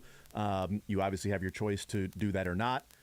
Then the same would be true for Michael A. Taylor, who didn't say anything. He didn't have the words, but he's a guy who's under team control next year, and there was a market for him. Mark Feinsand said that. So if it was look, we got to move on from some of these guys because the locker room is odd. And, Sam McDowell had the story about, a player texting him saying there's a few of us that are pretty pissed off. Dayton saying that he was disgusted at the commentary of Whit Merrifield. But without the commentary of Whit Merrifield, did it make it more likely than not the players who were not vaccinated going to Toronto then became more likely to be moved based on them not maybe listening to the leaders that say this is what we think you should do, which is in the best interest of the club, but also here are the doctors, here are trainers who you ask for advice on recovering from injuries and other things that are giving you the advice on this, and them not doing that, because I think Taylor would be in the boat with Whit Merrifield, separating the comments from just simply the vaccination status. But I think it's too important, the difference between who Whit Merrifield is versus who Michael A. Taylor is, to the team, of the team, to the fans, including the commentary. Yes. Or just talking about vaccination status in general and doing his own thing at the behest of the organization. I think it's very hard to divorce it from the specificity of the comments themselves. But I think I think if Whit would have just not been vaccinated and not been there, it definitely reformats the conversation. This still would have been the right move to trade him. They still should have traded him sooner. Yeah. But no, I mean, I don't think that the Royals. I do believe to at least some extent what JJ says there. Because also, I mean, you talk about leadership in the clubhouse. They've employed Cal Eldred, which has continued to be an issue over the course of this entire year. And he wasn't in Toronto because he wasn't vaccinated. Right. And then he's the pitching coach. Like, you can talk about how much you want to urge your leadership to lead in that regard. No, it's accountability. That is a shortcoming. It's about accountability, Josh. But we will hold someone accountable. Eventually, it's got to figure out who that's going to be. But yeah, no, I think that it is very, very difficult to divorce what Whit Merrifield said from this move yesterday. Because it just sort of sounded like him saying goodbye. Yeah. We'll take a timeout. We'll come back, and we'll head out to St. Joe when the Chiefs wrap up practice. Andy Reid, Willie Gay, Jalen Watson, and also Tershawn. Oh, yeah, Turk Wharton. Ooh, he had some good snaps against Trey Smith yesterday. That could be that's true. That was a fun little matchup. We'll take a timeout. We'll come back. More Zone next. Take the show with you by listening live on 810WHB.com, in the 810 mobile app, or by subscribing to The Zone wherever you get your podcasts.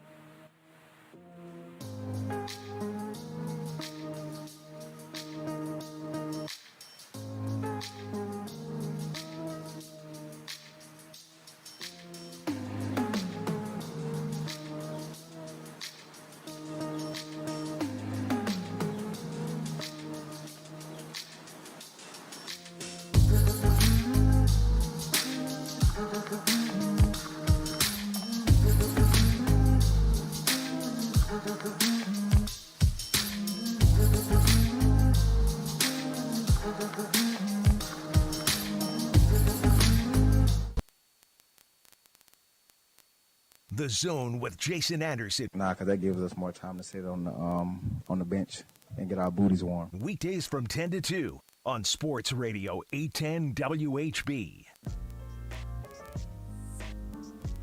All right, so we'll head up to St. Joe here in a second. They're done stretching, so we're going to hear from Andy Reid, Turk Wharton.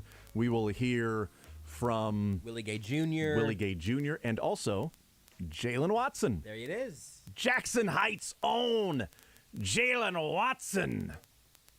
We'll hear from him as well as the Chiefs wrapping up another day there in St. Joe, another practice. We'll hear from Mick Shaffer coming up in the 1 o'clock hour as well, and a number of football things that I still want to get into. And we have yet to start playing some of the 52 sound bites we have of clips that we can play of Vin Scully and different stories he has told on the air, off the air, calls, famous calls that he's had in his just absolutely historic, amazing life, in the sports moments he was not only present for, but was providing the voice and the soundtrack to these amazing moments in sports history that, you know, Hank Aaron's 715th home run,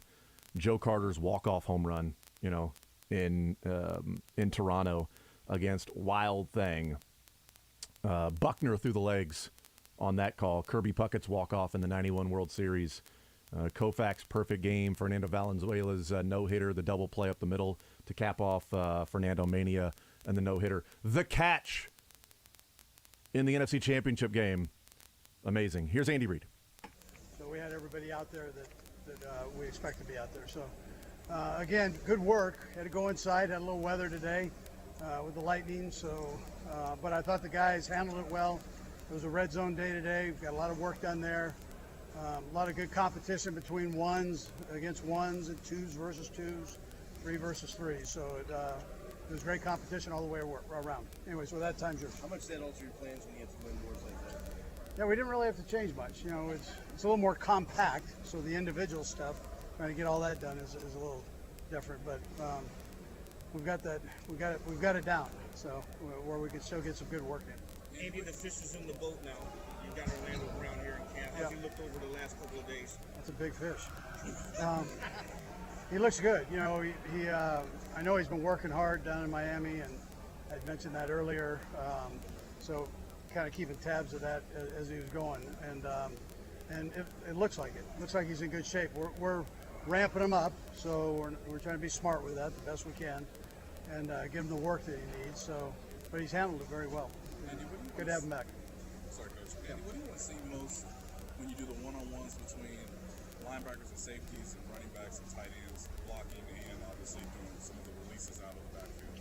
Yeah, so the blocking part is one-on-one blocking. We give them some parameters that they've got to work within to get it done, but it's great for the rushers, the defense, and it's great for the backs and tight ends to work their angles as they work into that block, and then their fundamentals. So it's a productive period. Then we jump in and we do one-on-one pass from there. Again, give them parameters to work in, and in a clock. So we're not just going to hang on to the ball all day till they get open. They've got to do it within time. So and again, that's good for both sides. Again, now defense working angles on that, and offense trying to set things up according to the route that's called. And are you expecting the Carlos Dunlap out at practice tomorrow? There's a good chance. Now, I'm going to talk to him first, and then we'll get a plan together for him to get started here. So, I feel like that his plan will be similar to what you've been doing with Orlando? Yeah, so I tell you, he actually works out at the same place Orlando does. So I know he's in pretty good shape. Now, you know, he's a little bit older, so I always keep that in the back of my mind, just like I do with Kels and some of the older guys. We don't have a whole lot of them right now, but the older ones, I always keep that in mind and make sure we're very aware of the reps that go on. How's the process been with Steve in figuring out what you have in these young corners, and specifically Joshua Williams and Jalen Watson in the draft pick? Yeah, so Spags, he knows that position. like the back of his hand. He's coached that. And then David has been doing it a long time. And then Donald's worked into that. He played safety, so he works in there. But David's working with those corners and spending a lot of time with them, as Spags is. And you can see he's got talent there. And the kids are willing to work, and I think doing a nice job competing.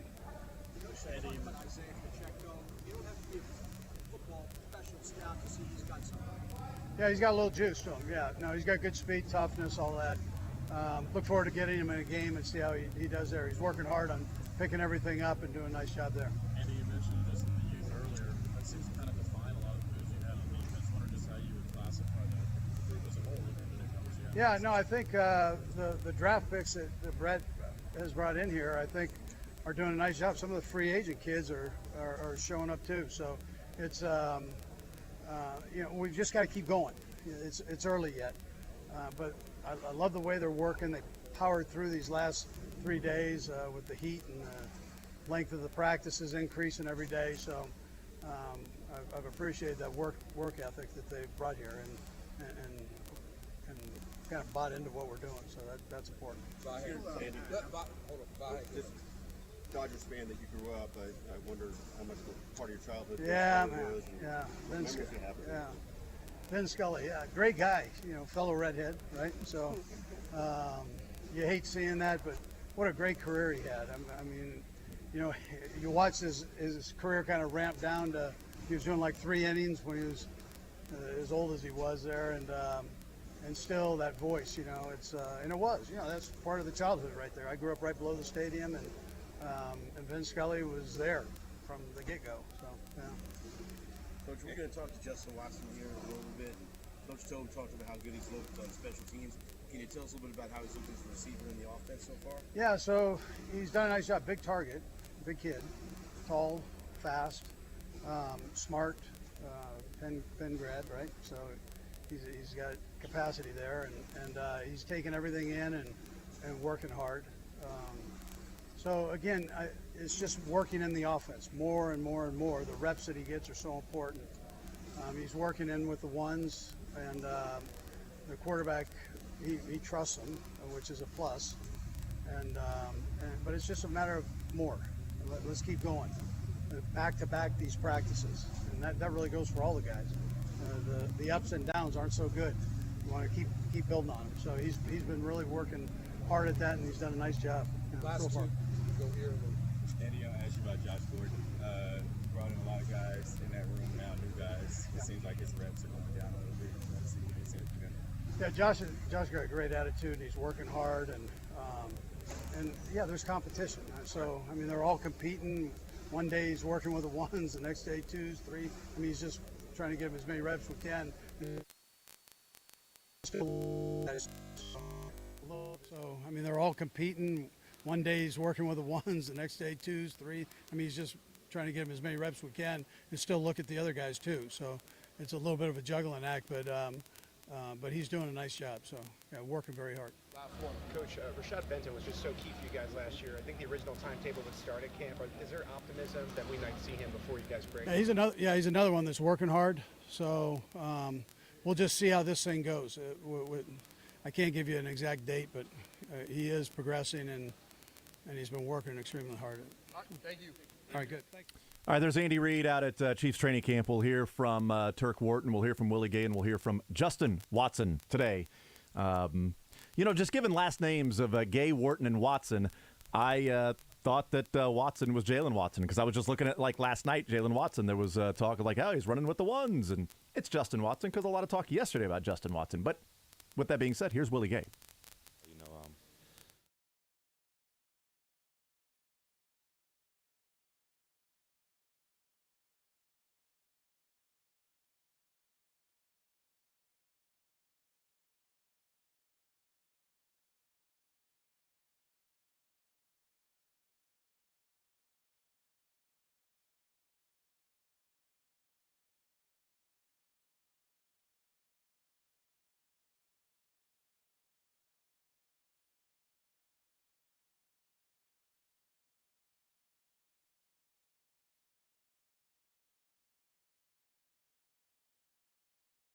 and just do what we need to do to make sure we are in position to lead. So. When you are able to intercept Pat like you did today, how much confidence does that give you in coverage for the regular season and other teams?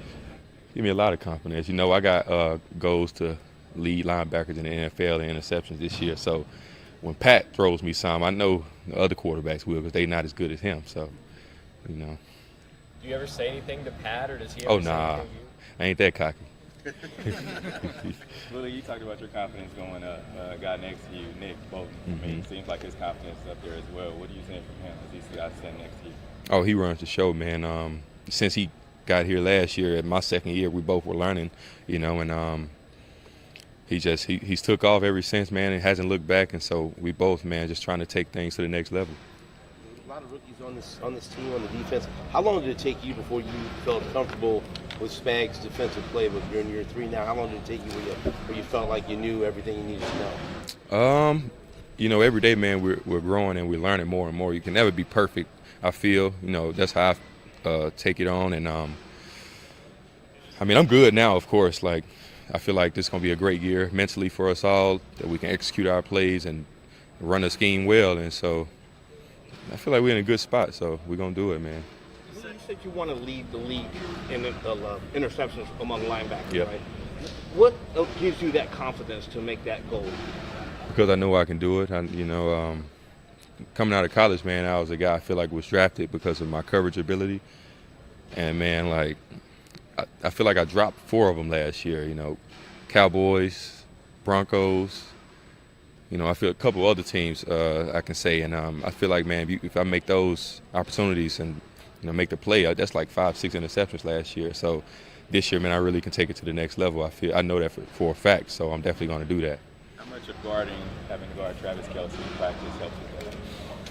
Oh, man.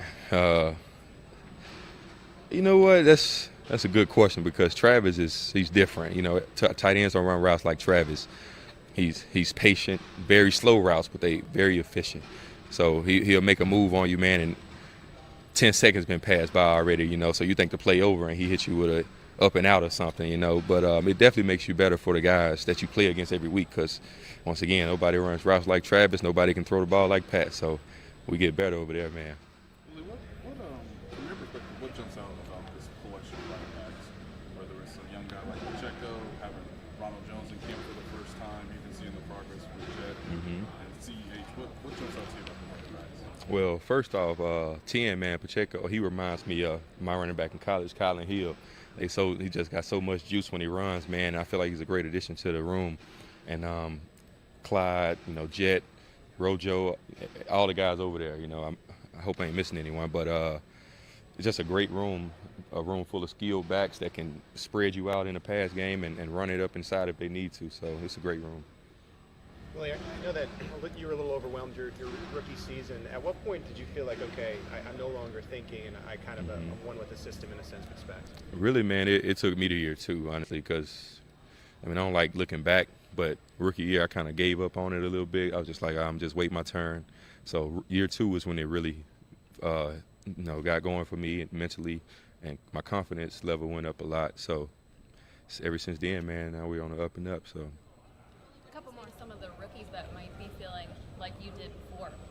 What do I say to them? Yeah, to give them some confidence to stick with it. You know what? It's a good question, man, because I remind myself of that every day that I did come from that point, and I was the rookie one day that didn't know the playbook and was, felt like I didn't belong here at times. And when I see the guys, the undrafted guys struggling a little bit, I tell them, we're going to get it, don't cram your mind. It's right before practice. Just stay focused, do your part, do what you need to do. You're going to mess up. You can't be perfect in this game. We got one of the most, complex defenses in the league. So, I tell them all the time, just take it one day at a time, and, we'll get it as we go along. So. Thanks, everyone. Thank you. Thank you.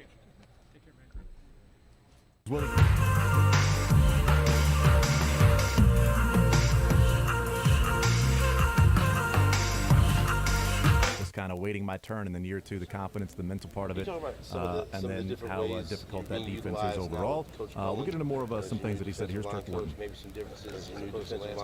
I think Coach Cullen want me to use my speed, just letting me get upfield. watching Chris a lot, so he want us to go. It's kind of making me play faster than more of a read and react. So, yeah. What are you seeing out of your new teammate, George Karlaftis, especially during those one-on-one drills? I think George a hard worker. You know, got that rookie hard work to him, like he going to mess up 1,000 miles, but he just go. George go, he get off the ball, and, you know, showing that he's supposed to be here. Turk, is there a different mindset going into year 3 for you, the idea of things you wanted to work on this summer and sort of showcase this season? Like, you know, as far as being a pass rusher, like I worked a lot on getting my hands faster, boxing, things of that nature just to get them up. Talking to Chris and Frank, they was telling me some things they do in the off season, and that was one thing that Chris told me he did, and you know Chris got good hands, so I just did that and stuck to it. How much better are you today than you were when you first came in? I think I'm definitely better coming in from a small school. You know, these guys was a little bit more polished than me, and now I feel like I belong. You know, it's more so, all right, every day I'm working to get better, and I feel like I can compete with the top guys. How impressive have you been with the offensive line, maybe as it's changed from your rookie season to now, and it's grew into what it is today? I think those inside guys, Thuney, Trey, and Creed, those guys give you good looks. You know, some top guys in the league, and they're going to go all out every day. You know, they're not coming in just to get through practice. They come in and work. So, I mean, as far as my rookie year, there is definitely a leap. But, you know, the guys who was in my rookie year still give us good work. Alec Grady and all those guys still come in and work us, you know. You've had some good one-on-ones with Trey Smith. What do you like about his game as you're going up against? Trey, he, you know, that's just been something since his rookie year. You know, in the locker room we talking like, oh, yeah, you got me today, but tomorrow we coming back at it. And, you know, it's just a friendly competition, but we know we're going to get each other better every day.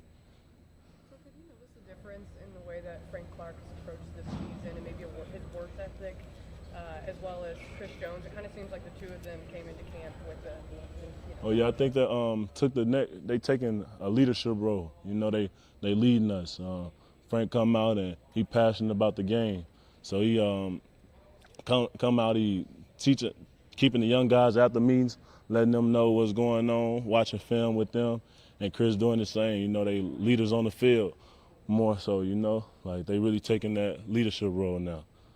Any message that was new or different from Spags, given you guys have known each other and seeing what he's doing with a lot of the new guys sort of surrounding you? So what you mean by that? Is there any new message that you hear from Spags? About how the defense might change, or the idea of what we've heard in the past compared to? I think Spags, I think he's keeping it pretty much the same. We 1,000 miles per hour. You know, we going like we got new guys in, but the culture of the Chiefs are still here. You know, we want to win, and that's what he's coming in and having us do. Thank you, guys. Thank you all. All right, there is Turk Wharton. Short but sweet. Boxing in the offseason. Working on those hands. Chris Jones has good hands and apparently does some boxing as well. So Turk Wharton wanting to work on his hands there in the trenches. So he's boxing. Here's Justin Watson. Yeah, it was a challenging decision. You know, as you said, there's always been a history of great receivers here, and as a free agent in my position, you know, you want to go somewhere where there's a history of receivers, but there's also a spot for you on the team. And you know, it was really our GM Veach. He just spoke to my agent and just gave him a lot of confidence that, hey, if you come here, we're going to give you a chance. And that's all I wanted, was just to have a chance here, and I'm grateful the coaching staff has given me that so far. Coach Tobe mentioned you and your work on special teams and how impressed he was. Can you just talk about how you've been, you know, committed to special teams in the past, and maybe how that played a role in your decision to come to Kansas City because they put such an emphasis on special teams? Oh, absolutely. Yeah, I mean, you never want to play Kansas City when you're playing special teams. This is always a premier unit, and for sure, you know, to play for Coach Tobe and just such an emphasis. You know, the assistant head coach is our special teams coordinator. You can feel that it's important. You know, it doesn't even need to be said. You can just tell by how much time we put into it and the effort we put into it. So I love that. It's always been something that's been important to me, and you can feel it with a lot of the other guys. So it's cool after practice. We already see a lot of guys working with each other, competing, knowing that those last couple spots on the roster are going to be decided by special teams. Patrick said he was down with you in Texas during the offseason. He actually called the GM and asked how fast you were. Just what was the rapport building like with you guys in that initial meeting? Yeah, Pat's been awesome. Me, I signed as a futures contract, and to reach out to me and invite me in the off season before we ever met to come down there and work meant a big deal. It definitely just showed me that he wanted to get to know who I was and wanted to see what I had to do. So those first couple of weeks were fun when we were just going through meetings virtually and we were hanging out and working out. He's got a great setup down there in Texas. We went back after OTAs, and hopefully that can be a thing going forward. Sounds like he called you out of the blue and you just picked it up and it was Pat. Yeah, I just had a text that, hey man, it's Patrick Mahomes, and so I was you don't get many of those texts during the off season. I spent 2 weeks and then another week after the OTAs. When you first got that text, you think somebody was messing with you? I definitely had to double check. Somebody could have got me pretty good because I didn't do anything to verify, but Texas area code was enough for me. You had an opportunity in Tampa to work with a quarterback who also has high expectations for his receivers. Yeah, what was your biggest takeaway from Tom Brady to now transitioning to Mahomes? Yeah, I think I learned a lot of lessons from Tom, but man, every single rep mattered so much. It didn't matter if we were working on the field in the off season or if it was training camp or in the game. That same focus and attention to detail carried over to every single one, and so working with Pat, you see so many of the same characteristics. It's no surprise that two great quarterbacks are so similar in many ways, and just his competitiveness and mentality. And it's cool seeing Pat continue to grow, continue to make new throws, hearing him talk through the offense. So he's a great leader. I'm really thankful to be playing with a quarterback like Pat. Going through the offseason program, seeing the playbook, now getting the reps in camp, what do you feel like this offense, this playbook sort of features you as a receiver? Yeah, I think that's one of the things the coaching staff said when we came in. We had all new receivers, and they were just going to let us show our abilities, and there was no preconceived notions. And so far I've been kind of the guy that's doing a little bit of everything. In the off-season program, I was working on the outside, catching a lot of deep balls. And then here, so far in training camp, still a little bit on the outside, but trying to see if I can work on the inside in the slot. So I just want to be the guy that if anyone needs a break, if anyone goes down, shoelace comes untied, that they can point to me and say, 84, go in there and pick right up where they left off. Andy said it's pretty clear that you've already gained Patrick's trust. Can you sense that on the field? Do you feel that chemistry that's been built down in Texas and now through training camp?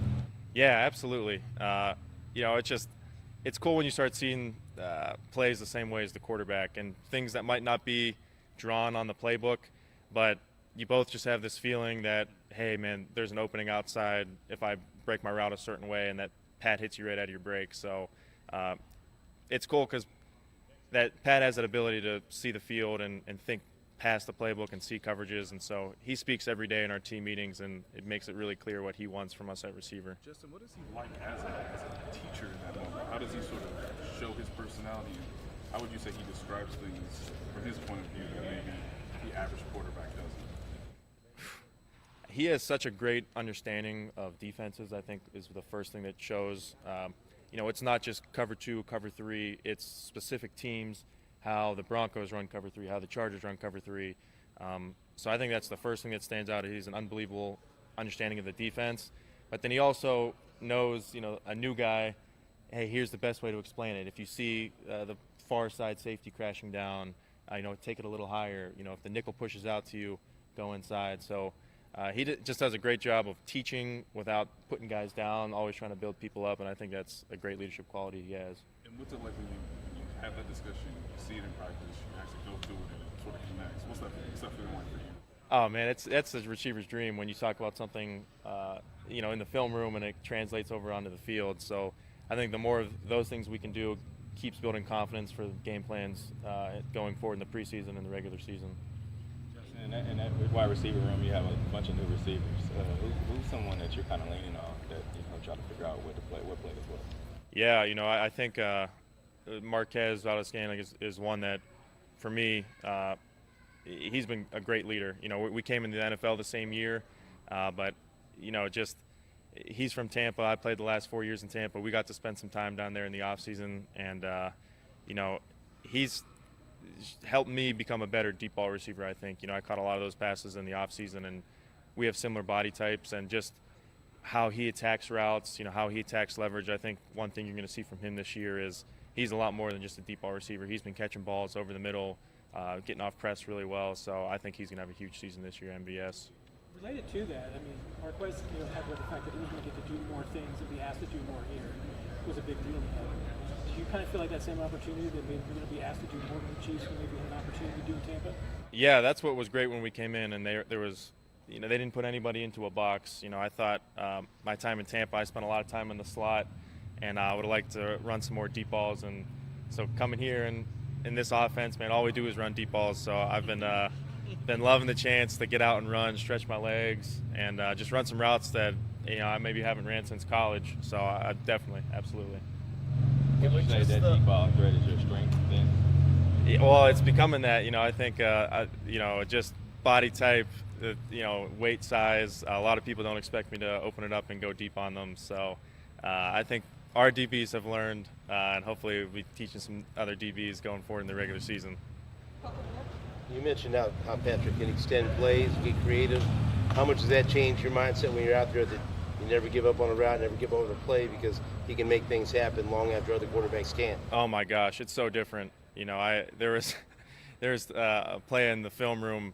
I was on the backside and I was like 50 yards downfield, and I started slowing down because most quarterbacks can't make that throw across the field. And they said, "Hey, keep accelerating. If you're open, he'll find you." And sure enough, we've hit a couple of those already. So it's different. That doesn't matter how deep you are. If you're open, he's going to find you, and that's the truth. Patrick says you're fast. Who on this team is faster than you? On this team, I'm going all the speed in the receiver room. So I think MVS and McColl, would be a great race for who's the fastest on this team. Okay. Thanks. Thank you, guys. Thank you very much. Thanks. Thank you, guys. Don't tell that to McColl. That McColl will take offense to that. He would take offense. McColl is the fastest receiver on the Chiefs once Tyreek Hill left.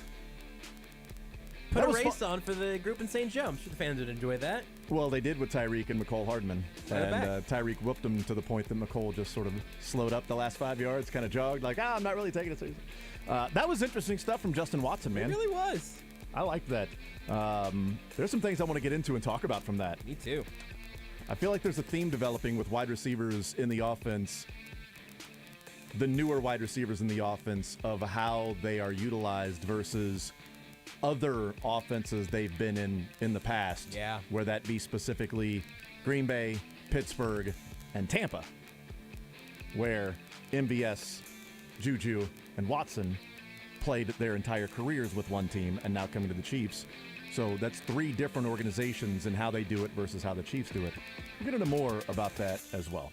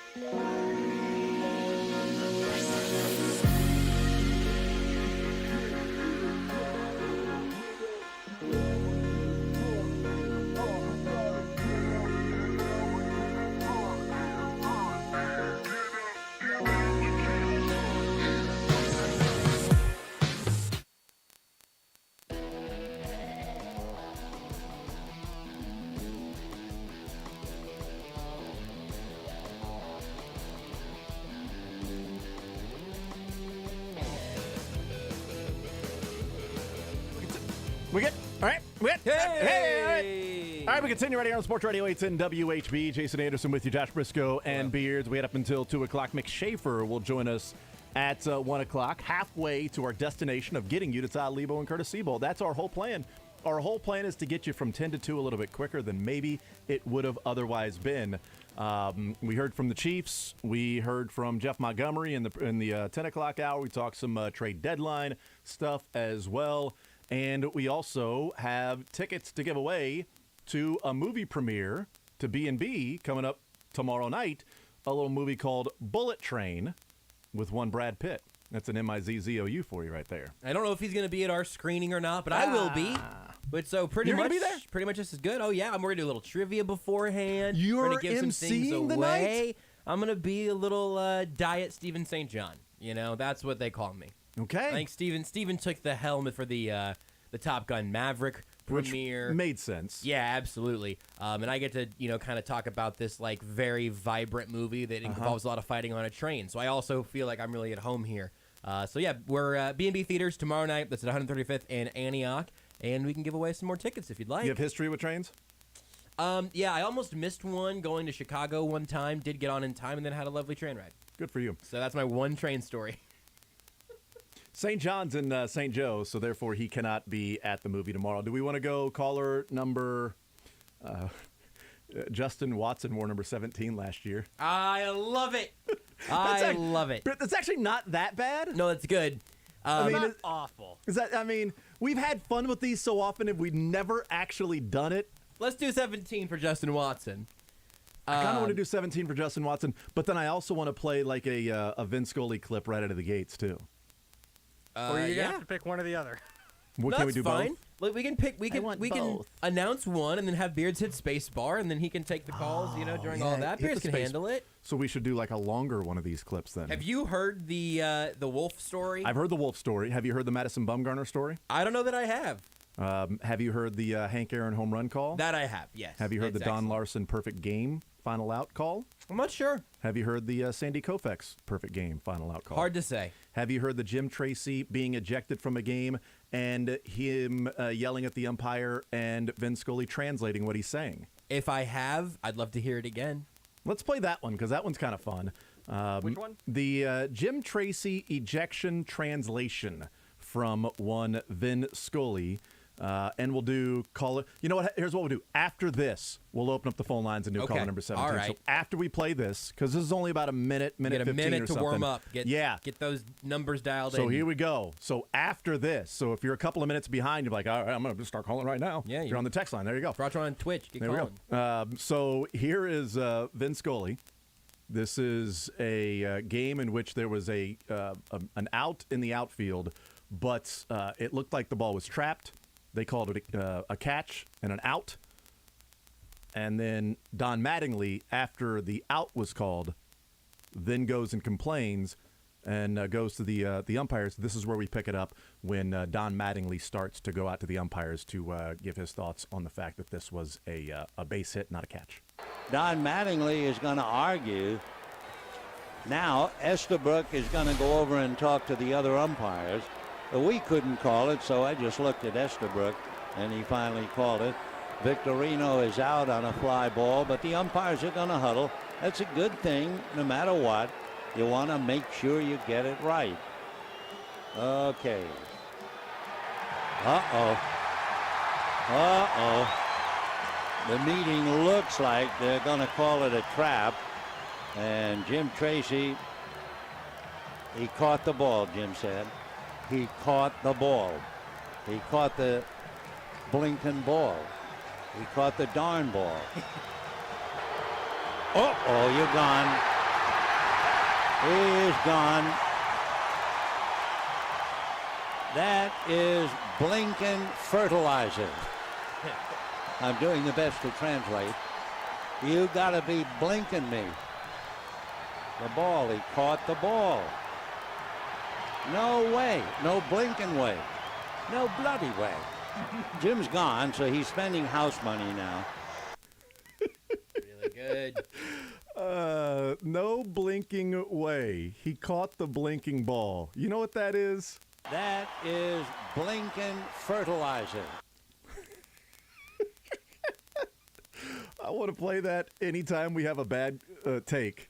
Blinking fertilizer. That is blinking fertilizer, what that is. There's your Vin Scully translating Jim Tracy getting thrown out of a ball game for arguing whether or not that was a catch or a trap. Can I hear just him saying fertilizer or that whole small clip again? Blinking. That is blinking fertilizer. You've really got to hit all three syllables. Fertilizer. Fertilizer. That is blinking fertilizer. It's amazing. Really is great. Even saying that. Blinking fertilizer. Blinking It could have a lot of different meanings. 913-381-0810. We're going to open up the phone lines. 913-381-0810. A pair of tickets to Bullet Train for tomorrow night. Have we found out what time that thing's going to take place? I was just looking at a different email to see what that email said. So That email you didn't- can show up at 7. Okay.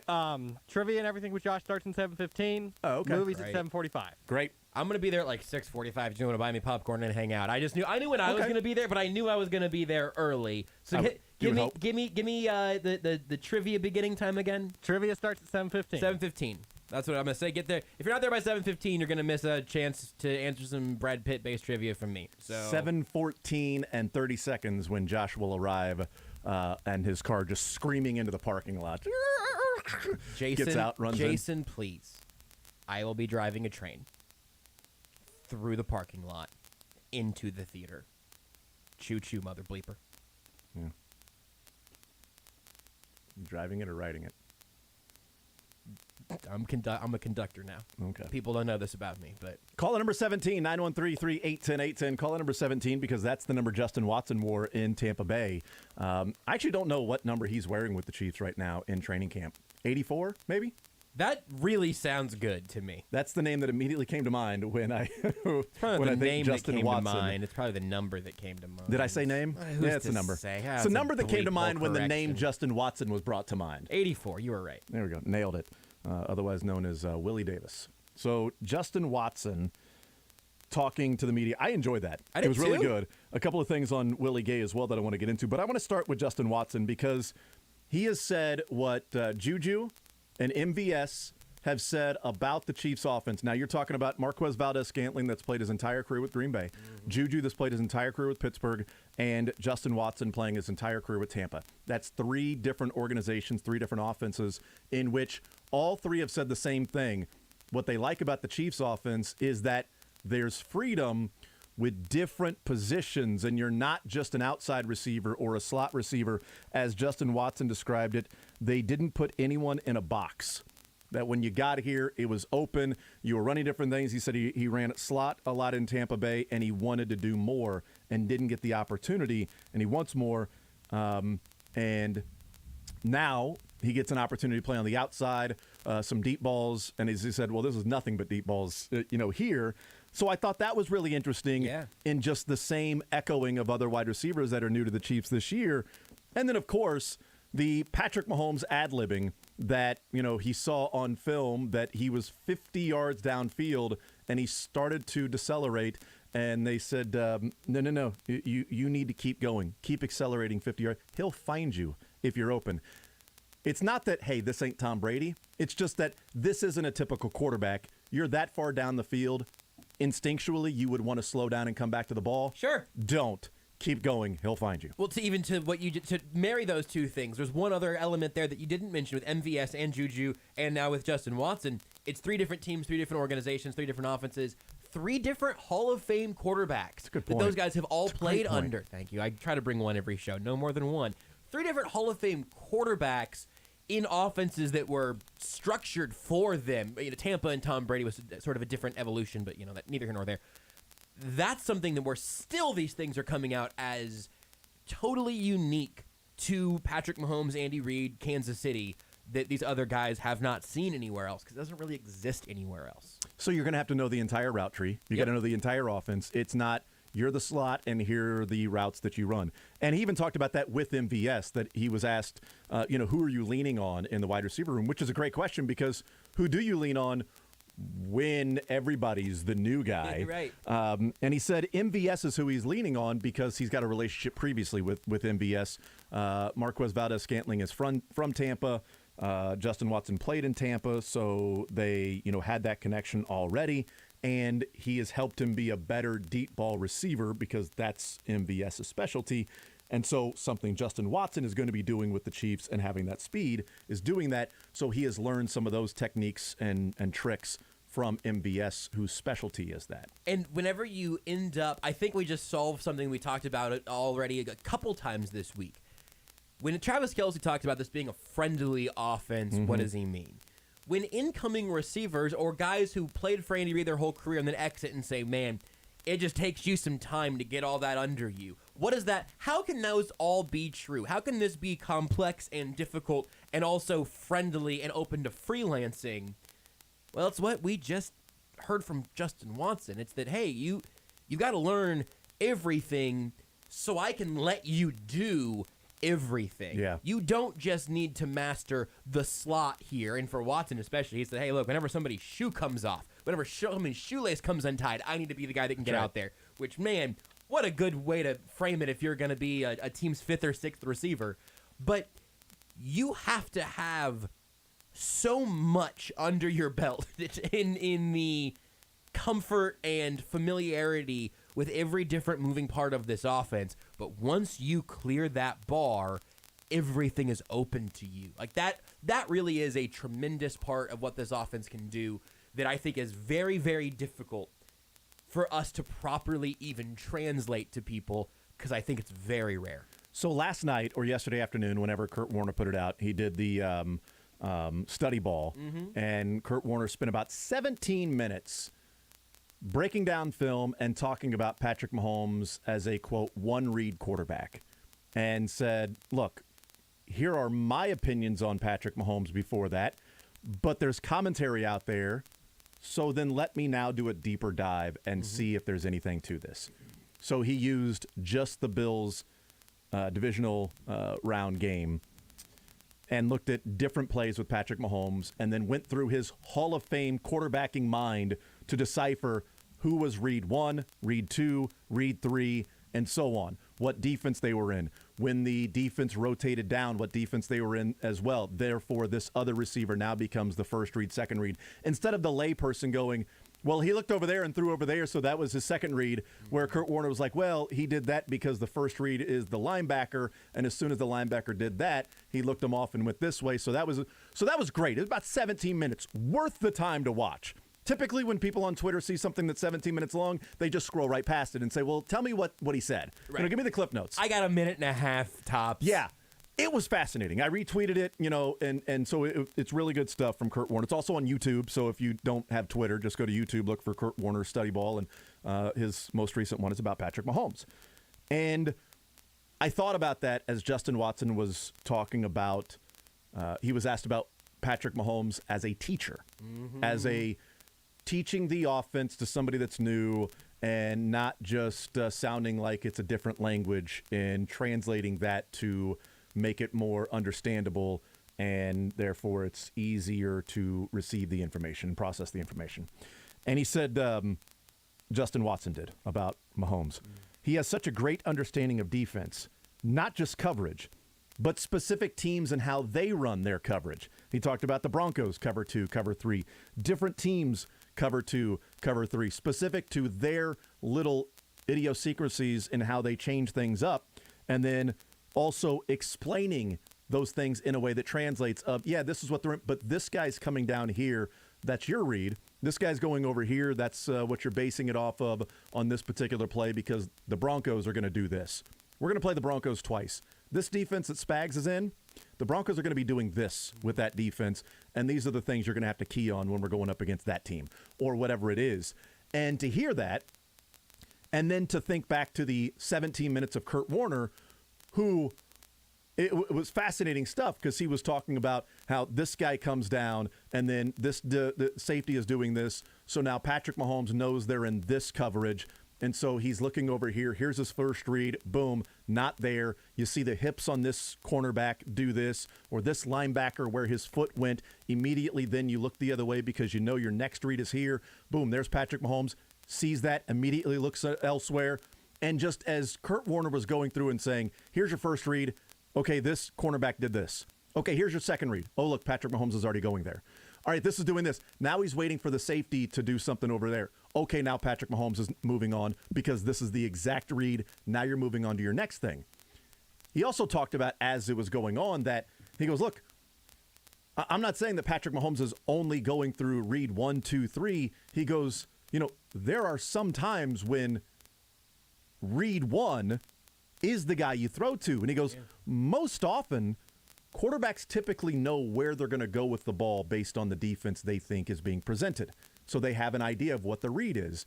And he said, in that Bills game, he was talking about that. He's like, Mahomes is so masterful in knowing exactly what the Bills are going to be in and being able to adjust from there. And he even showed a play in which the Bills disguised correctly, which then tricked the Chiefs on what they were supposed to do. So the Chiefs had verticals on the outside, and then they had a vertical in the slot, and they had Travis Kelce lined up in the slot on the left side or at the top of the screen. So they had 4 guys going out. 3 of them were running verticals. They thought the Bucs were going to be, or the Bills were going to be in a cover 2. So they were going to beat the verticals on the right side over the cornerback underneath the safety.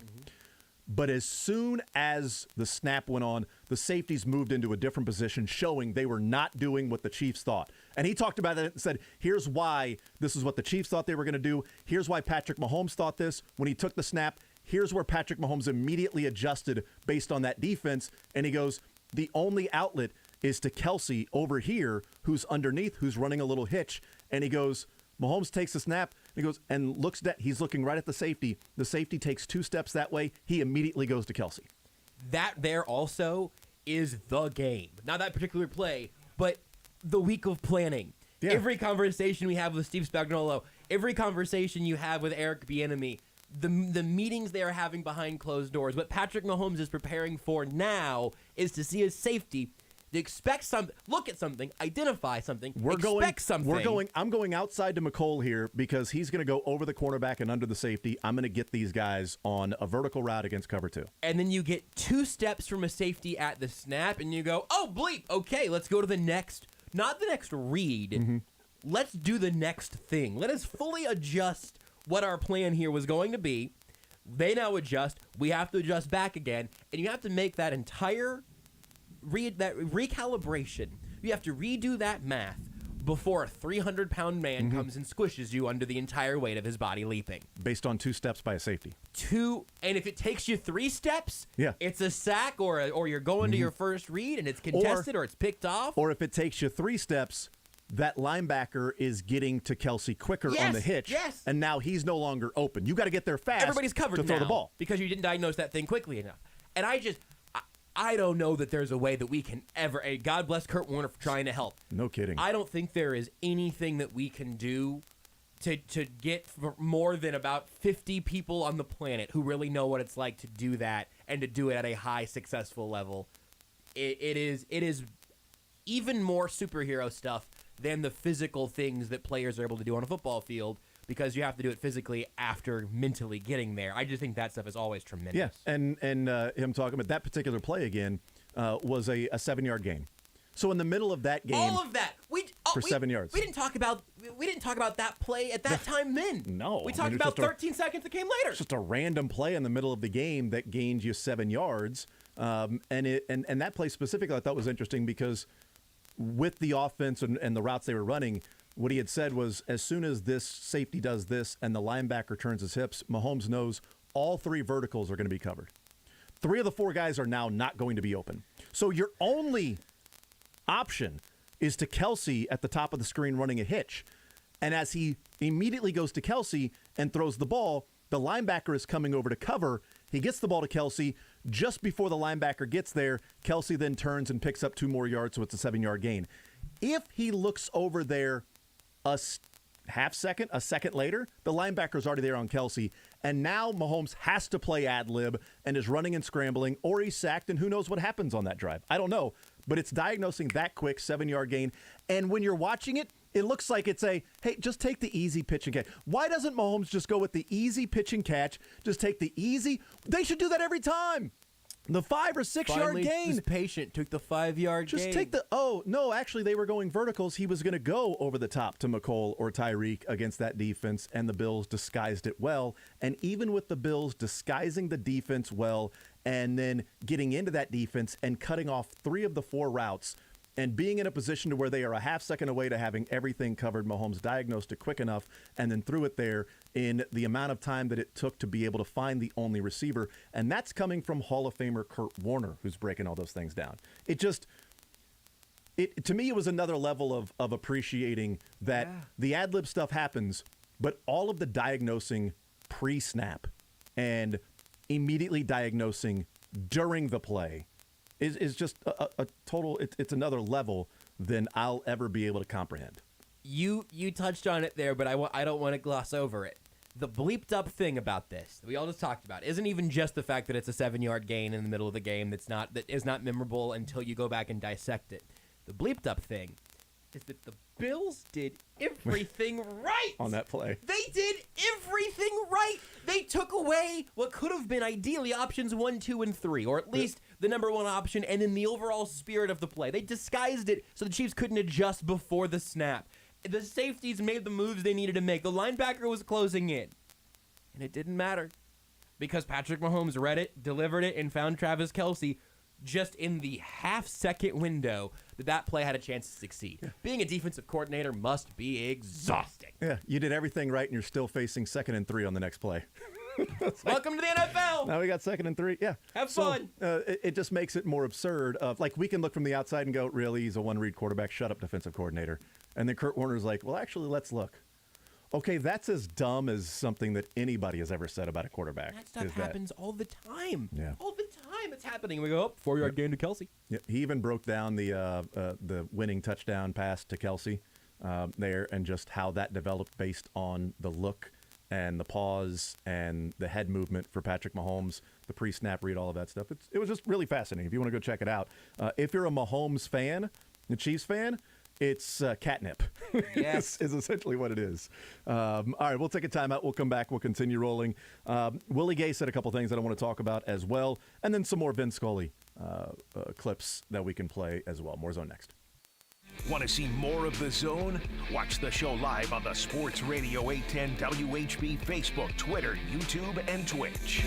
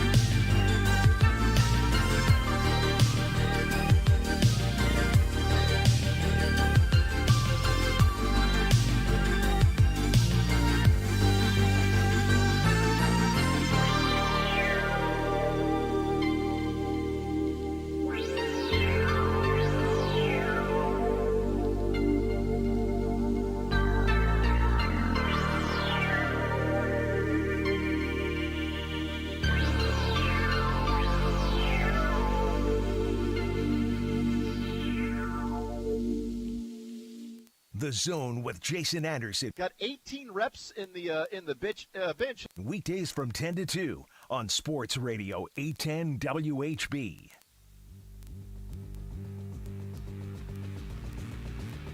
All right, we'll continue right here on Sports Radio 810 WHB. Jason Anderson, Josh Brisco, Beards. We'll talk with Mick Shaffer coming up at 1 o'clock. KSHB 41 Sports Director, brought to you by Kona Big Wave. Take a little break and single task tonight with a Big Wave Golden Ale from Kona Brewing Company.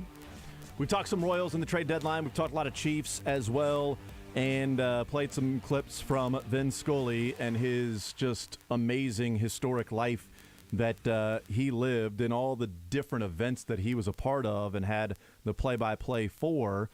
Let's play another couple clips from Vin Scully here. Let's do... let's go Don Larson's perfect game. The final call for Don Larson in the perfect game that he pitched in the World Series. It's about a minute and a half. Vin Scully on the call, obviously for the Dodgers against the Yankees, but the Don Larson perfect game, final call, final out from Vin Scully. Got him. The greatest game ever pitched. Baseball history by Don Larson. A no-hitter, a perfect game in a World Series.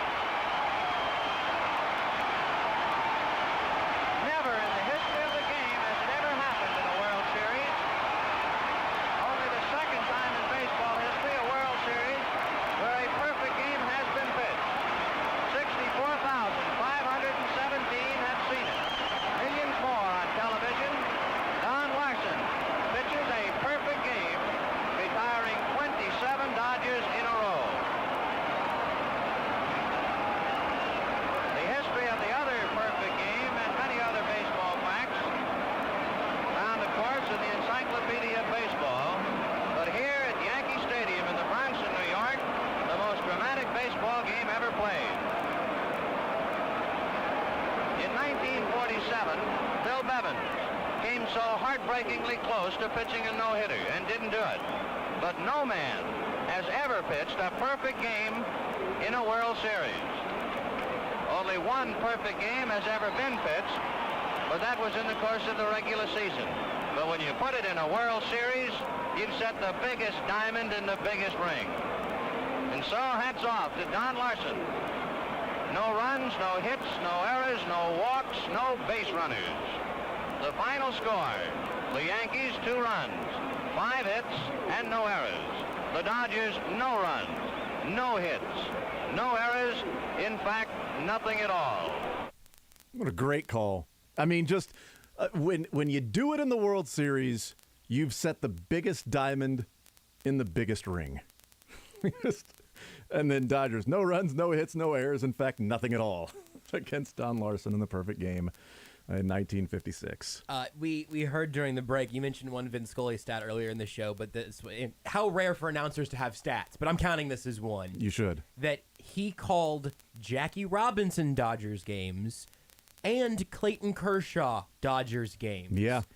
This also led, shout out to Beards for leading me down this path, the fact that Martin Luther King Jr., Barbara Walters, and Anne Frank would all be the same age if they were all alive today. They were all born in the same year. Those kind of things really change your perception of time. Crossing and Vin Scully being at the absolute top of the profession, of the sport, as an icon for that long. We got a long list of clips that we could keep shuffling through. Yeah, and you know what? Let's play another one. Vin Scully in, sometimes when history is being made, do you know that it's ultimately being made at that specific time? Bigger moments, certainly. Hank Aaron in 1973 hits home run, or 1974, because 73 he finished the season a couple of home runs shy, or one home run shy of Babe Ruth. So then the 74 campaign, he finally hits number 715. And so in 1974, obviously a big deal, but the way even to present it as well from Vin Scully. Now, I will say that some of these clips that we put in there are longer periods of time where he says nothing, and it's just the crowd roaring, because that's one of the things that Vin Scully was so great at.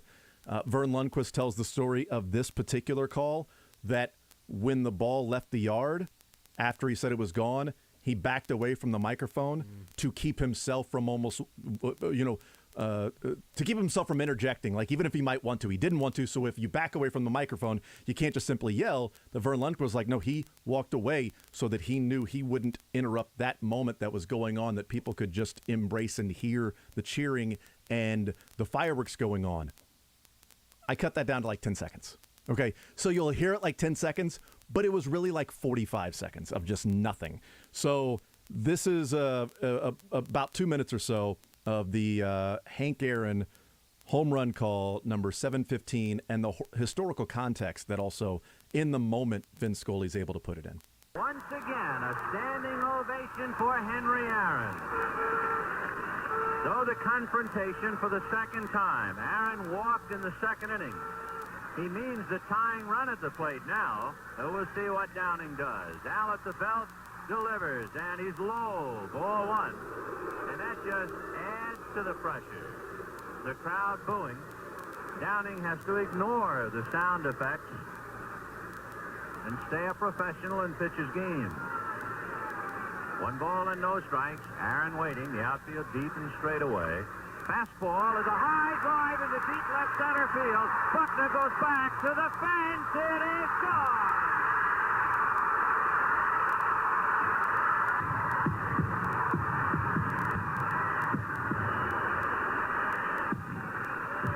What a marvelous moment for baseball. What a marvelous moment for Atlanta and the state of Georgia. What a marvelous moment for the country and the world. A black man is getting a standing ovation in the Deep South for breaking a record of an all-time baseball idol.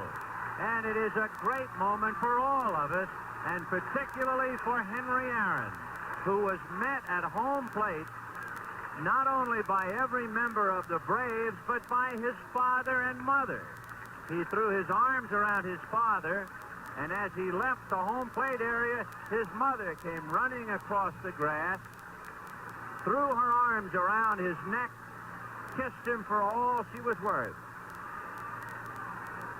As Aaron circled the bases, the Dodgers on the infield shook his hand, and that was a memorable moment.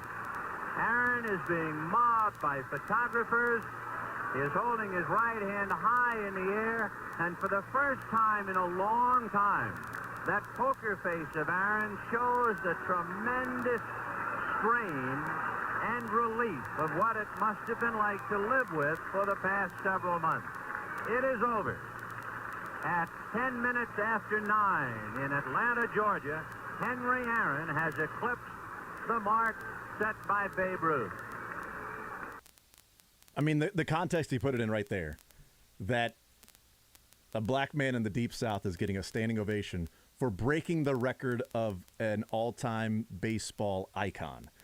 It's great. And the poker face of Henry Aaron finally relieving with the strain of what it has been like for him, what it had to have been like for him the previous few months, because he ended 1 home run short and then goes into the entire offseason and the beginning of that year and finally hits a second home run of that year to get number 715. And, of course, Vin Scully was on the call, which is just great. I mean, it's one of the amazing – it's like Vin Scully is Forrest Gump, like the real-life sports equivalent of Forrest Gump, that there's a big moment. Well, Vin Scully was there. And hey, here's the call of Vin Scully in that moment. It's just unbelievable. He sounds like baseball.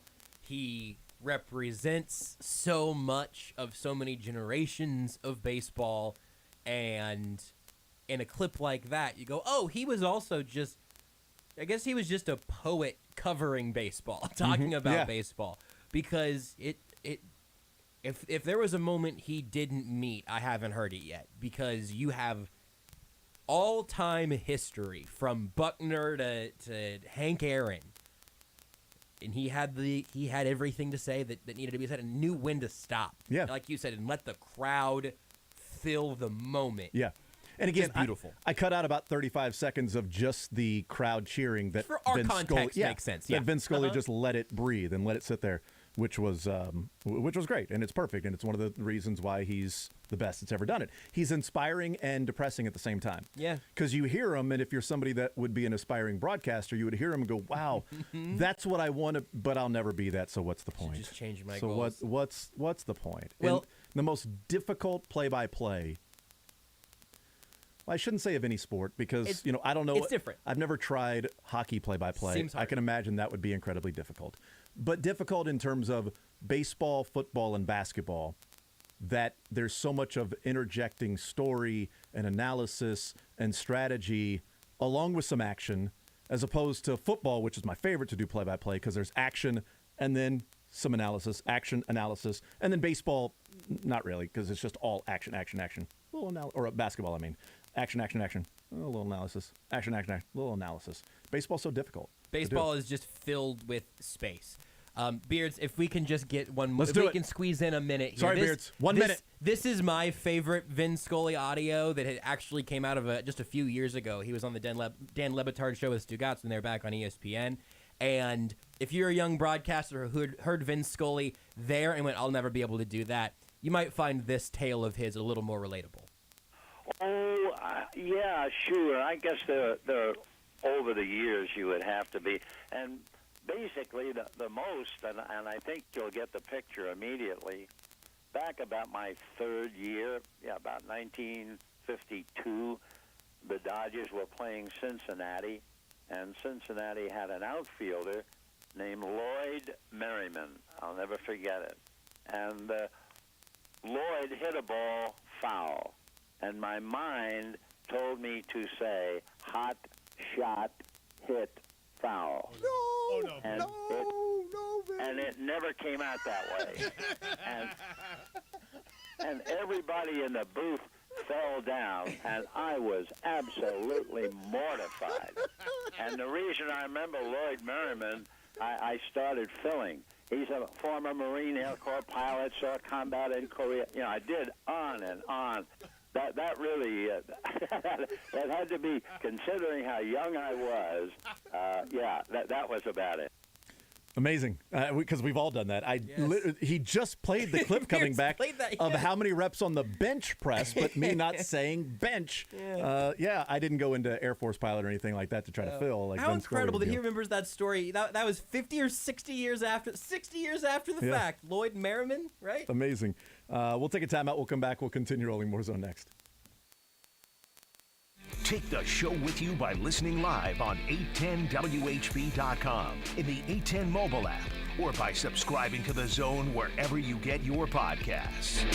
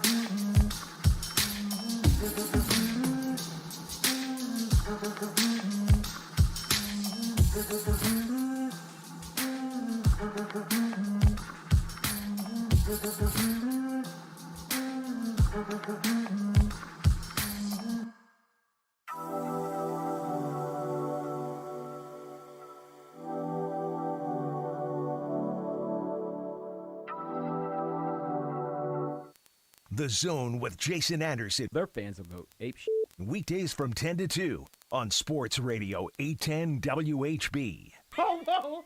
He just said it on the air. What is wrong with you? Is that the reaction they had in the booth when Vin Scully said he tried to say a hot shot hit foul? And he said that is not what came out, and the booth lost it. Was it St. John going, what is wrong with you? Hit foul. You just said that on the air. All right, so Bullet Train tomorrow, B&B Theaters. Brisco will be there hosting trivia and emceeing and doing all sorts of fun stuff and everything. And you can be there as well with him tomorrow. And several others. Nope. Whole theater. We ran out the whole theater. It's not just you and me. No, just Beards and two lucky winners. You and a guest and Beards. Can go to B&B tomorrow night. Movie starting at 7:45. Trivia at 7:15. We're going to do caller 8 and 10. We're also going to give away a text line pair. So caller 8 and 10, 913-3810810. Caller 8 and 10 to get a pair of tickets to Bullet Train for tomorrow night. For NFL action, there's only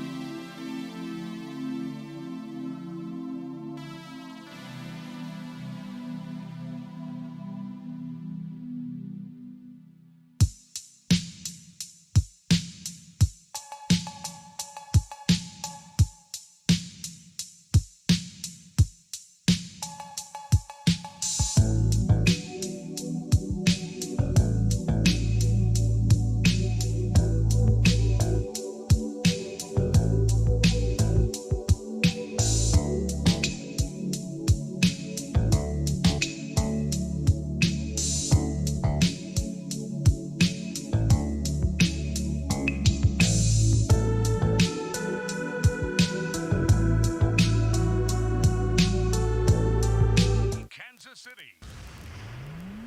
And now, on Sports Radio 810 Sports Center. The University of St. Mary is proud to offer KC's most flexible MBA. Choose your method online, on ground, or a blend of both. For more details, join us virtually August 9th. RSVP at stmary.edu/RSVP. The Royals made 2 moves at the buzzer of yesterday's MLB trade deadline, sending Whit Merrifield to the Toronto Blue Jays in exchange for infielder Samad Taylor and right-handed pitcher Max Castillo. Brady Singer gets the start for the Royals today, with Michael Massey getting the start at second base after being called up today, along with catcher Sebastian Rivero. Lance Lynn gets today's start for the White Sox. No major injury news out of Chiefs camp today. Orlando Brown, quote, looks good, according to Andy Reid, as he continues to ramp up. Sky Moore was back at practice after exiting with a hip issue yesterday. Mick Shaffer of KSHB 41 joins the Zone live in studio right now. This is SportsCenter.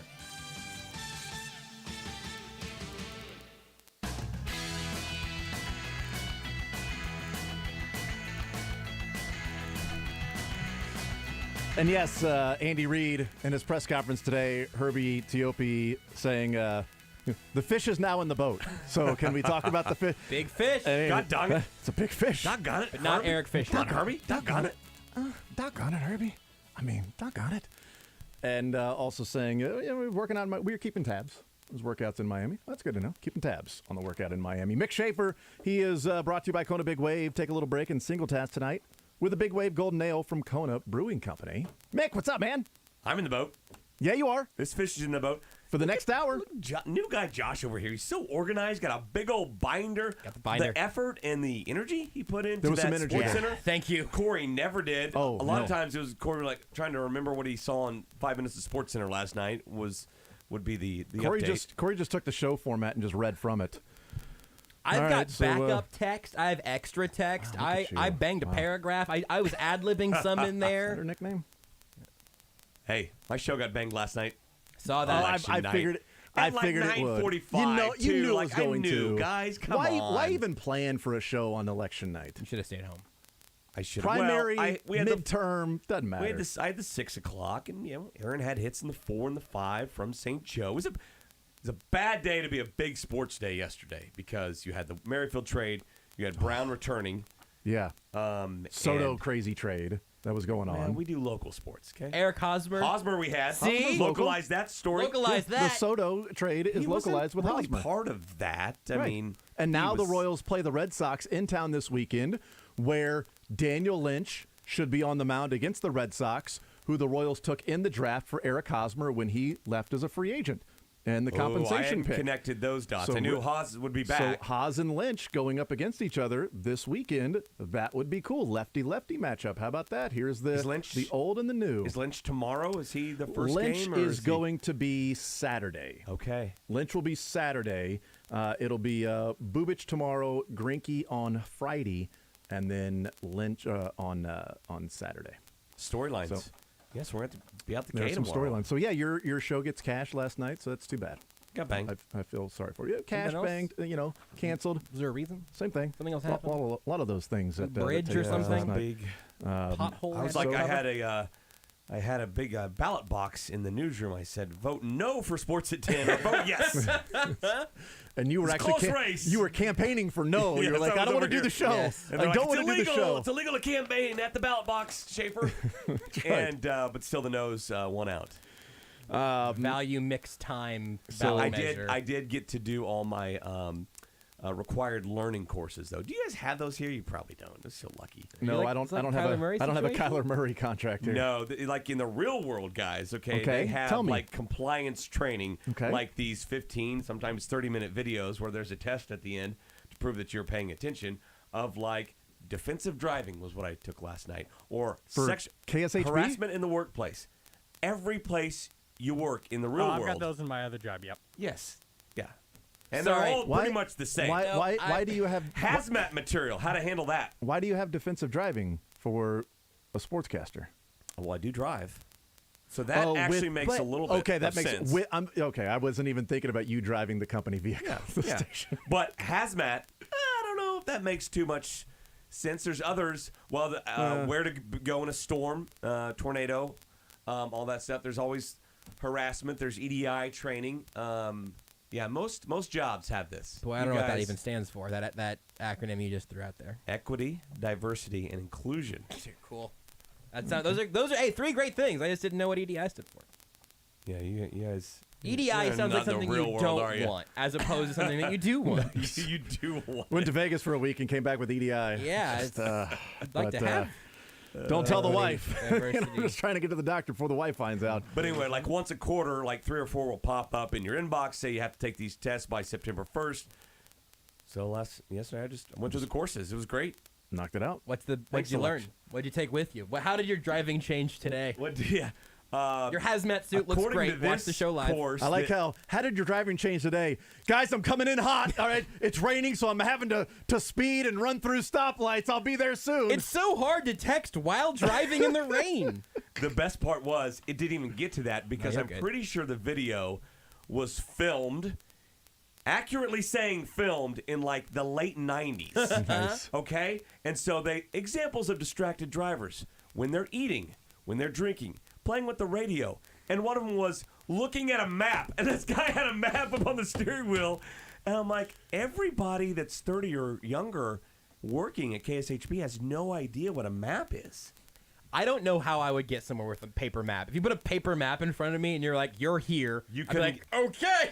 You really couldn't get anywhere. I mean, I think I could plan it out, but if you like handed me a map in real time, like, hi, I live at 1417, whatever, Well, What if they said you are here and a Pokemon is here that you got to go and find? Now I'm motivated, and now all of a sudden, I think I can get there. Back in the day, you would order a pizza, just tell them your address, and they would have to figure it out.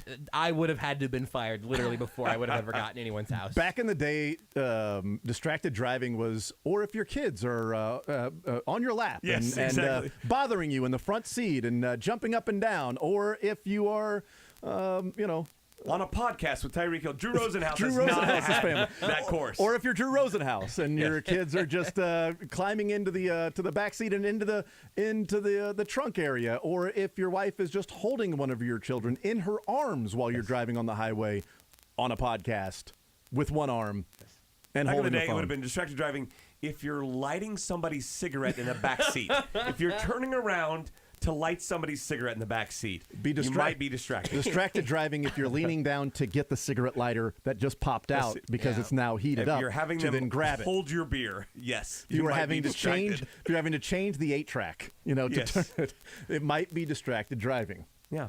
If you're having to actually crank the window, right? I mean, one arm on the steering wheel, the other arm, your left hand. Like if you are right-handed, you're holding the steering wheel, and then your offhand, you're trying to crank the window because kids don't understand and don't even think about when you say roll the window down, why it would be roll the window down when they just press a button. They don't even ask, roll the window down. Oh, okay, I'll press a button here. Why is it roll the window down? Long story, kids.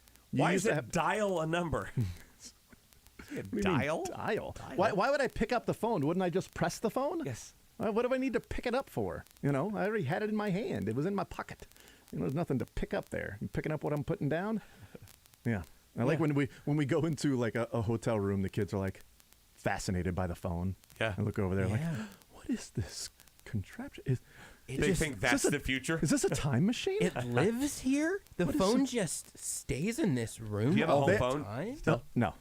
We did for the longest time. They actually think the hotel phone is cool. Like, that's an amazing thing. Like, the hotel phone becomes cool because, this crazy fast computer they hold in their hands, Yeah.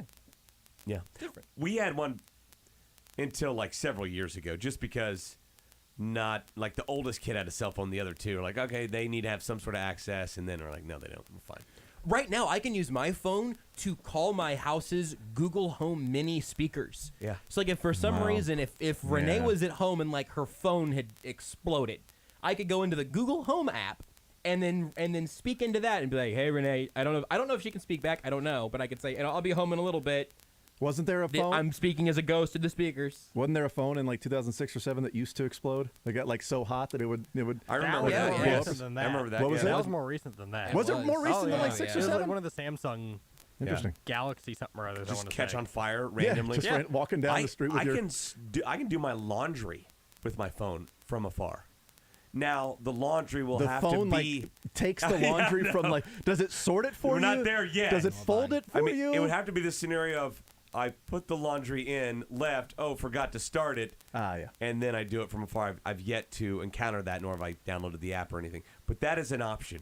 Yeah. With the phone and the washer we have. You know, it's crazy. You know what I could also do with my phone? Make phone calls? Make phone calls. I can call people with it, and then they answer, and I can talk to them that Do way. you ever look like the number of text threads you have in a day, which is dozens, right? Yes. And then the number of phone calls you made is 2? Actually, maybe. The number of day. Here's I what's, think the last phone call I made was to Bob Kendrick. I think it might have legitimately been. Last year.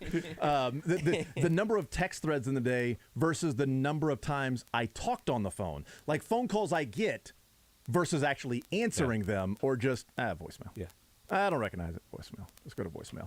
Hey, 913-912-4810. We're going to give away a pair of tickets to the text line to go see Bullet Train tomorrow night. 7:15 is when trivia starts with Josh Brisco. You going to be there? You going to do trivia with me? I get you tickets. I could 7:45. Yeah, you got the split shift. 7:45 is when the movie starts. No, I'm just working dayside tomorrow. Ooh. It's like a little golf tournament going on in Lawrence. So I'm going to go to St. Joe, work practice. Hopefully it's a short one. 10-10-10, Andy, if you're listening. 10-10-10, come on, 10-10-10. Just bring a couple guys to the podium, get our stand-ups knocked out, and I'm busting it to Lawrence. But I'll be done. 7:30, you said, or so? Yeah, if you make it back by 7:45, I want to see that movie. It's been some good trailers. I'd like to see it. Yeah. Unfortunitely, wife and son are out of town, so it's just me and the daughter. So I Bring don't think her I'm with gonna. you. It's a 7:45 movie. I don't think I'm gonna bring. I think it's very long. Have you heard of babysitters? No. Yeah, it's a free movie that would then cost me $50 for the babysitter. So no, I'm good. I want to go. I can't go. The guy who spent $20 one semester at school absolutely thought that one out. Hell yes. I should have been Hell prepared. yes. We went and saw Top Gun Maverick, and packed theater, and a family brought their young baby with them, which was then crying through the movie. Oh, you murder somebody there. You got to murder them. And they left once. Not the baby. Right? You leave the baby alive. No, the baby's fine. And then they Baby's being a baby. Baby's being a baby. The adults are not being good adults. The baby is not distracting people. The baby is being baby. Yep. The adults, that when you have a child, you have a choice. Yeah. Either we get a babysitter that night or we don't go. Those are your choices. It's not, we want to see Top Gun Maverick. We don't have a babysitter. Let's bring the 15-month-old with us. Put the baby in the popcorn machine for 2 hours. They're gonna have a great time in there. The best time ever. It's like a ball. It's like an edible ball pit. Put them in the cotton candy machine. Too hot. That's definitely no good. Okay, my bad. Yeah, too hot. Sorry about that. But the popcorn Put him in a machine high is just chair in front of like the single serve Coke, Dr. Pepper, Pepsi, whatever. Oh, and little just freestyle push machine? all the circle buttons and just nonstop soda comes out. Anything but in the theater. Yes, anywhere. Anywhere, really. When you're works. trying to watch a movie. Like, I just can't. I'm like, what? Dude, like, who are you that you would show up with like a 1-year-old to a like a series? Like, if it was like Toy Story, like I still wouldn't do it. Cheapskates, probably.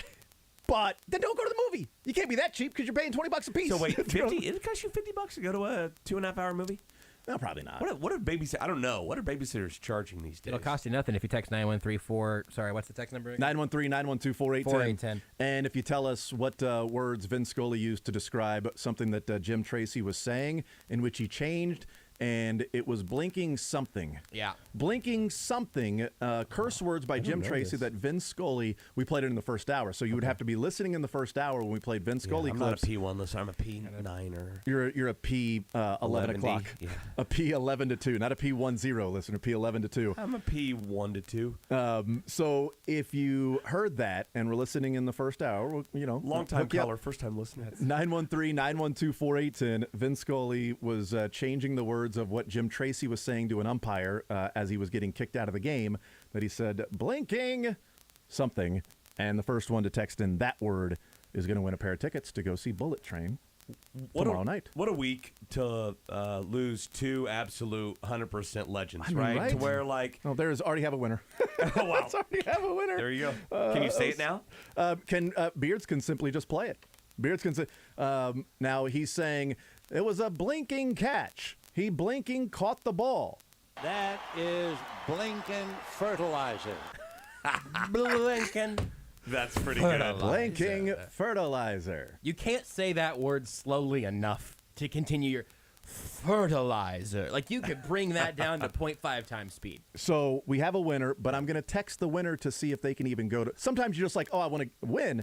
And then it's like, well, can you go? So we'll make sure that we can go. If not, then the next person that called in would then win. But we do have about 10 people that have already said the right answer there. So if you could also just get their name and phone number and email, Jason, while you're doing that, that'd be. I know you're not busy right now or anything, but if you could also just confirm name, email, and phone number, that'd be great. Well, I don't need the name. I don't need the name, email, and phone number until I know for a fact that they can go. Right, but once you have that confirmation, that's the next phase of things. So make sure they do actually get to Send a bullet picture train. too, just make sure you're not weird. Yeah, absolutely. Yeah, I want pics or it didn't happen. Yeah, and if I get a picture of the front of your credit card and then also the back of your credit card, just to verify who you are. Standard procedure. It's really, social. Social. We just want to make sure that somebody's not sneaking into the movie. No, right. You would tight give ship. Your social media handles, security number, just kind of the main normal. What's your things. typical Pet's go-to? name, What's your oldest typical child's go-to name, security favorite question? number. Yep. And also, what size popcorn do you want? Yeah. Because I'm buying with your credit card. Mom's maiden name. Yeah. You know, the first city you met your spouse. You know, things like that.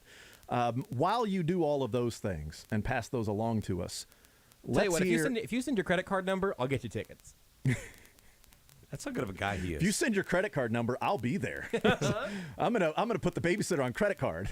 You take credit, please. Thank you. Go ahead and you know what? Let's just pay for the next month of babysitting, please. What do we want to hear? The story about Madison Bumgarner killing a snake, the wolf story that Vin Scully told, the story he told about what his favorite home run call ever was, or hearing the final out of Sandy Koufax's perfect game. One of the first two. I wanted the snake or the wolf. Okay, let's hear the snake first. This is Madison Bumgarner is on the mound, and he goes into a story about Madison Bumgarner and a snake. Here it is. You know, Bumgarner tells a story which, in a sense, reminds you of what it takes to be a big league ball player. 2 years ago in spring training, and he and his wife were roping cattle, which is what they do. 1-1 pitch, sinker low, ball 2-1, and they were startled by a large snake. And Madison thought it was a rattlesnake, so he grabbed an axe and he hacked the snake to pieces. But there's something more to the story. 2-1 pitch, low, ball 3-1. When his wife Allie and an expert field dresser examined what was left of the snake, she found 2 baby jackrabbits inside pieces of the snake and extracted them. 3-1 pitch to Turner, way inside, ball 4. And after she extracted them, a short while later, the Bumgarners noticed that one of the rabbits had moved slightly. It was alive. Well, his wife brought the rabbit back to their apartment. For the next few days, they kept it warm, bottle nursed it, and the rabbit soon was healthy enough that they released it into the wild. And Madison said, just think about how tough that rabbit was. First it gets eaten by a snake, then the snake gets chopped to pieces, then it gets picked up by people and lives. It's all true. Meanwhile, line drive base hit to center by Hendrick, and the Dodgers are in business, first and second and nobody out. So I guess really the morale to the whole story about the rabbit and the snake, you've got to somehow survive. You've got to somehow battle back. A lesson well taught for all of us.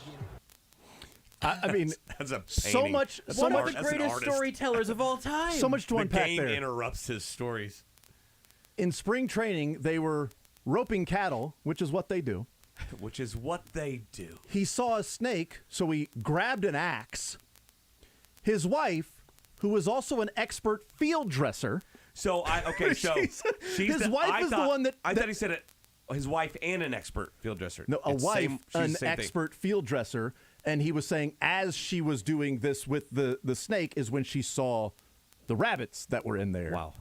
The so 1-1. He goes hunting, and his wife is the one that field dresses whatever it is that he finds.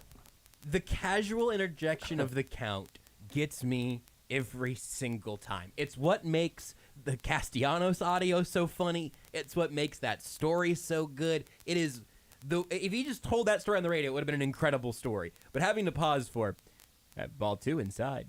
Back to the rabbit found alive inside of the snake. Just right. incredible, man. Let's hear the wolf story. This is about Johnny Gomes, by the way. I wasn't sure if great. that Johnny context. I was did not provided. know the context of being about Johnny Gomes. Johnny Gomes and a wolf story from Vin Scully. Johnny, to make the understatement of the day, has had a very tough life. We can give you maybe one or two stories. We don't want to get into too much of the privacy area. Let's start when he was 12. He was doing work on his grandmother's house, and a hired hand showed up with a wolf on a leash. Here's the 2-0 pitch. 2-1. Anyway, Johnny loved dogs. He had never owned one, though he had no idea about how serious a wolf might be. So he walked up to the wolf, and the man hollered at him, "No, it's a real wolf. Don't pet it."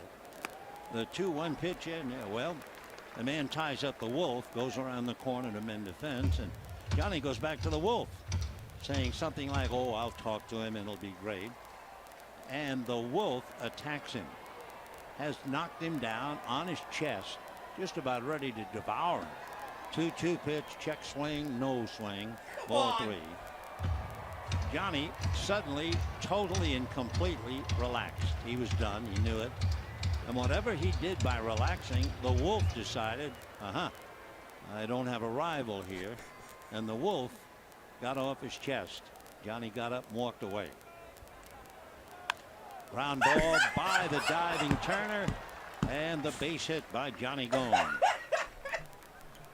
So a 1-out single left by the wolf man. By the wolf. By the wolf It's like man. he knows exactly how long the at-bat's going to take. Yes. And that's when I'm going to end my story. Just unbelievable. And that was with Bumgarner as well. There was like, Yes. 1 out or 2, whatever it might have been. I didn't cut the audio of it. But he told a story about when he ice skated and raced Jackie Robinson. And he started the story. There was 1 out, and it was in the middle of an at bat, and he ends up getting to the end of the story because it was a longer clip. So I'm like, well, I don't. It's 2 different at bats, right? But as he gets to the end of the story, is like a pitch before the end of the inning. It's just like amazing how he ends up racing Jackie Robinson in ice skating, and he's like, I'm from I've ice skated before. Jackie, you're from Southern California. I mean, I know about all these different sports. He's like, you ice skate? He goes, no, but the only way I'm going to learn is by racing you. It's like, I guess that's one way to do it. He's going to learn to ice skate by race. And so Vince Scully was like, not many people can say they raced Jackie Robinson on ice. That's what he did. Great. The Wolf Man. The Wolf Man. The Wolf Man. A couple more before we go to break. Listen for the cliffhangers, because you're so right. Yeah. That he knows where the pitcher is at in his whole prep before the wind up. It is art. I don't even know which clip you're going to pick, and I'm sure it will be art. Let's play this one. We'll get to the Koufax perfect game final out, but he was asked after his career was over. He was doing an interview, and he was asked, do you have a home run call that sticks out, like your favorite home run call? And this is just a really cool story of the chances of things happening in life. And so here Vin Scully is telling the story of why this was his favorite home run call, most memorable of his career. The most emotional home run I ever called, well, go back to my days in high school. I'm sitting in the back of an auditorium with the best athlete on the campus by the name of Larry Miggins. We talked about what we hoped to do. He hoped to become a big league ball player. I hoped to be a broadcaster, and we wondered what are the odds of us making those goals. Well, would you believe, 1952, the St. Louis Cardinals came to Ebbets Field in Brooklyn. Who's in the lineup? My friend Larry Miggins. I'm on the air, and I'm going to broadcast an inning in which he is coming to bat. Sure enough, he came up, and would you believe, he hit a home run which I described off left-hander Preacher Row. As Larry ran around the bases, I could not believe a 1,000,000,000 shot has occurred directly in my lap. That's the one I will never forget. amazing. No, I want to hear it now. I know, now I want to hear the call, but this guy's sitting there with the best athlete in school and talking about, what do you want to do when you grow up? I want to be a Major League Baseball player. I want to be a broadcaster.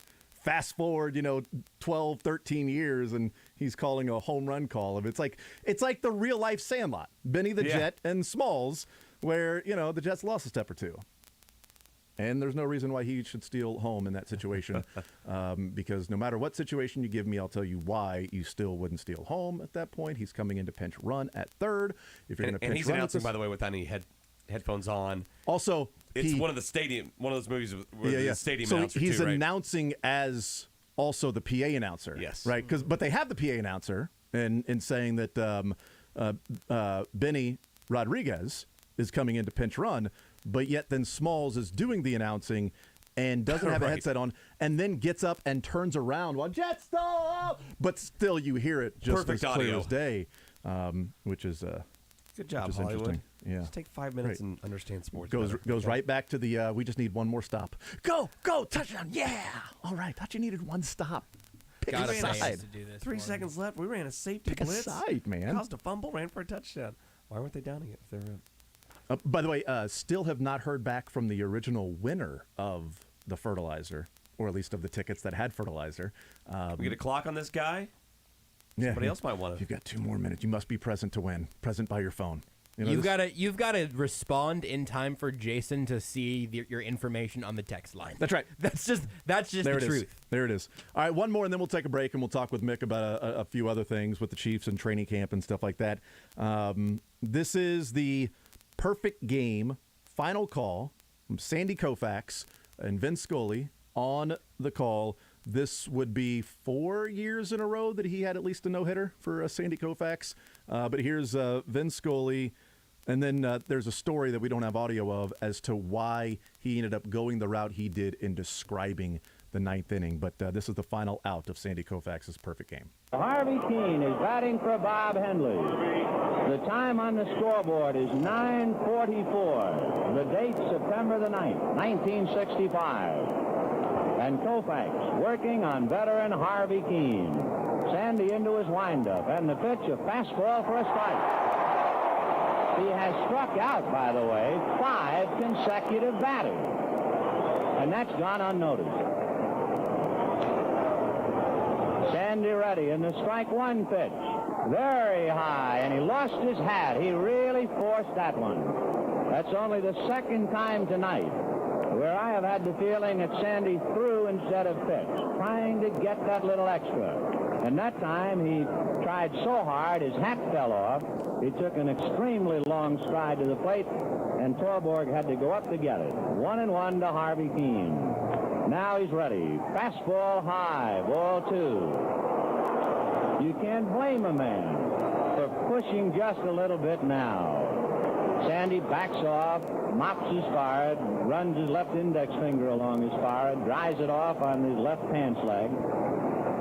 All the while, Keene just waiting. Now Sandy looks into his windup, and the 2-1 pitch to Keene. Swung on and missed. Strike 2.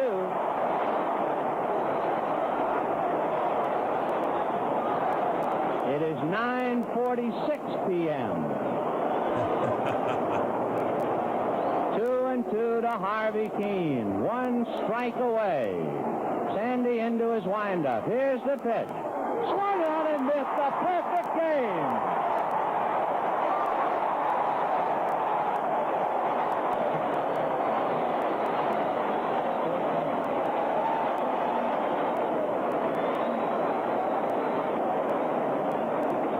On the scoreboard in right field, it is 9:46 p.m. in the city of the Angels, Los Angeles, California. And a crowd of 29,139 just sitting in to see the only pitcher in baseball history to hurl 4 no-hit, no-run games. He has done it 4 straight years, and now he capped it on his 4th no-hitter. He made it a perfect game. And Sandy Koufax, whose name will always remind you of strikeouts, did it with a flourish. He struck out the last 6 consecutive batters. So when he wrote his name in capital letters in the record books, that K stands out even more than the OUFAX.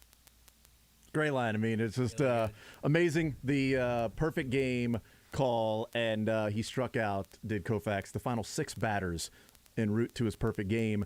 He told the story later on about, the entire 9th inning, he kept giving the time. Yeah. It's now 9:38 in the city of Los Angeles, and Sandy Koufax goes to the mound. It's now 9:42, and he was asked why he did that, and he goes, they used to, big games and big moments, they would give a copy of the tape to the individual. He said in all of Sandy Koufax's no-hit, all of his no-hitters before, he would then give as a gift to that player, here's a copy of the game.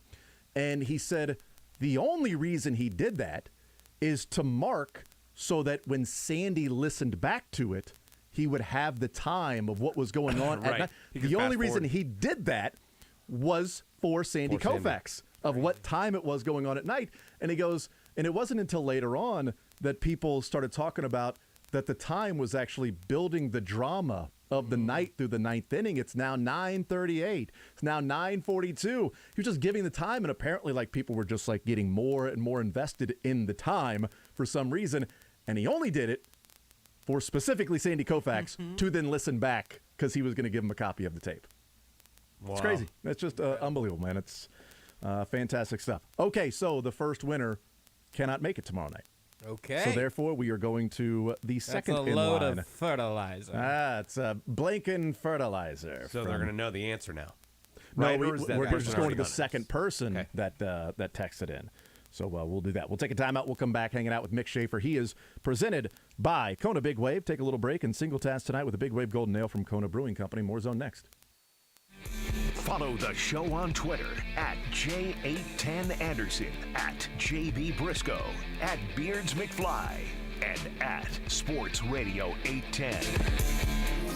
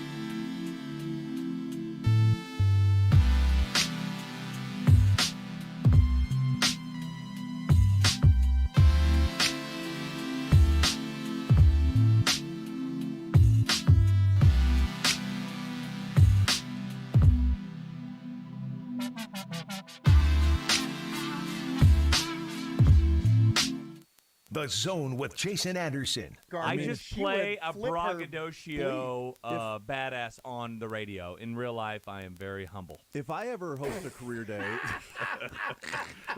Weekdays from 10 to 2 on Sports Radio 810 WHB. All right, we continue right here on Sports Radio 810 WHB. Jason Anderson with you. Josh Brisco, Beards, Mick Shaffer. He's presented by Kona Big Wave. Take a little break and single task tonight with a Big Wave Golden Ale from Kona Brewing Company. They will Did have. you hear the? Go ahead. They'll have similar tributes to you, Jason, in roughly 45 years. No, they will not. 55 years. You've got to make it 45 more? Well, whenever Vin Scully was 94, whenever Jason gets 94, which is 53 more years, 41, is that right? 42 now. Yep. 52. 42. Ooh, man.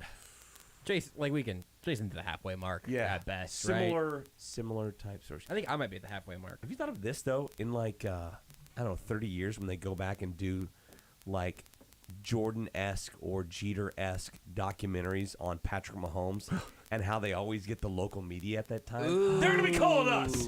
They're going to be calling us. You're in this for sure. Yeah. TV partner of the Chiefs. You're a sports director. You're a shoe-in. I'm looking forward to that.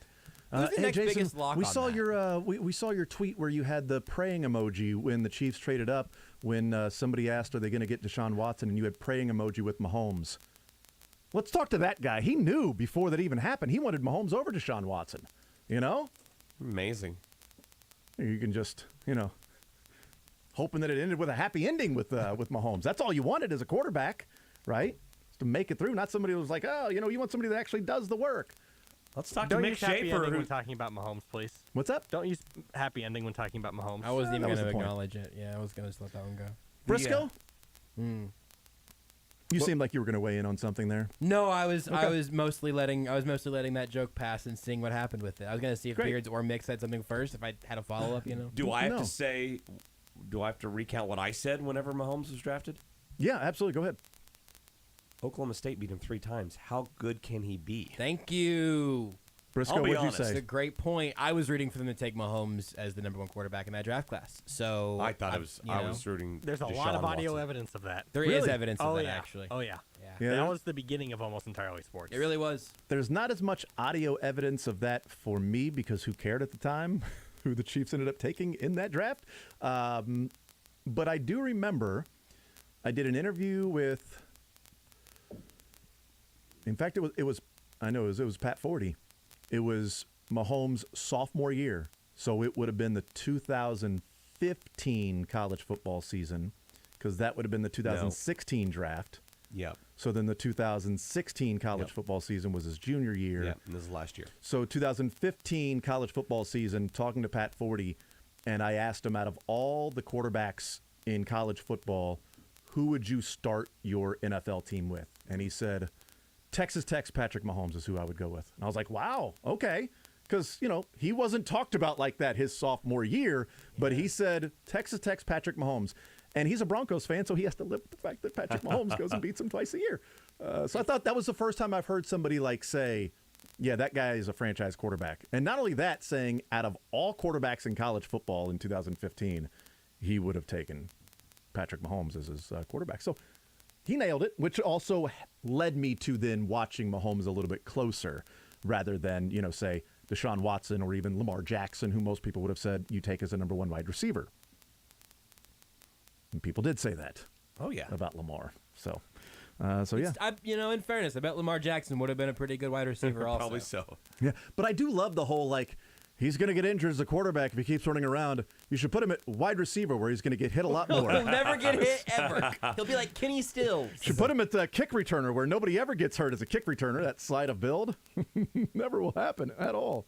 Yeah, so, I mean, luckily I sent out the tweet because then anybody else could just be like, oh, you're lying. Yeah, probably. Because at the time, let's see, I'm looking at the 2016 Can you draft. find the tweet? You should pin it. Go pin it. Find it. You can search Twitter and find it. God, how about that next draft? So the 2016 draft is when his Broncos took Paxton Lynch in the first round. So he would start his team with Patrick Mahomes, His Broncos took Paxton Lynch, and the next year the Chiefs took Patrick Mahomes. Jared Goff went 1, Carson Wentz went 2 that year.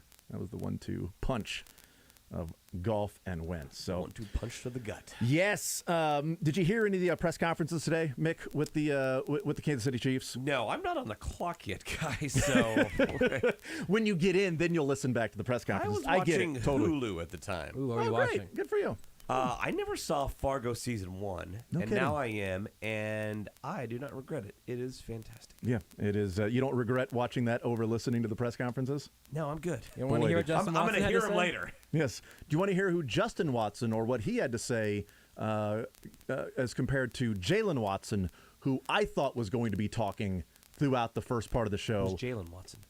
The cornerback that they took out Yes. of Wait. Washington State in the 7th round.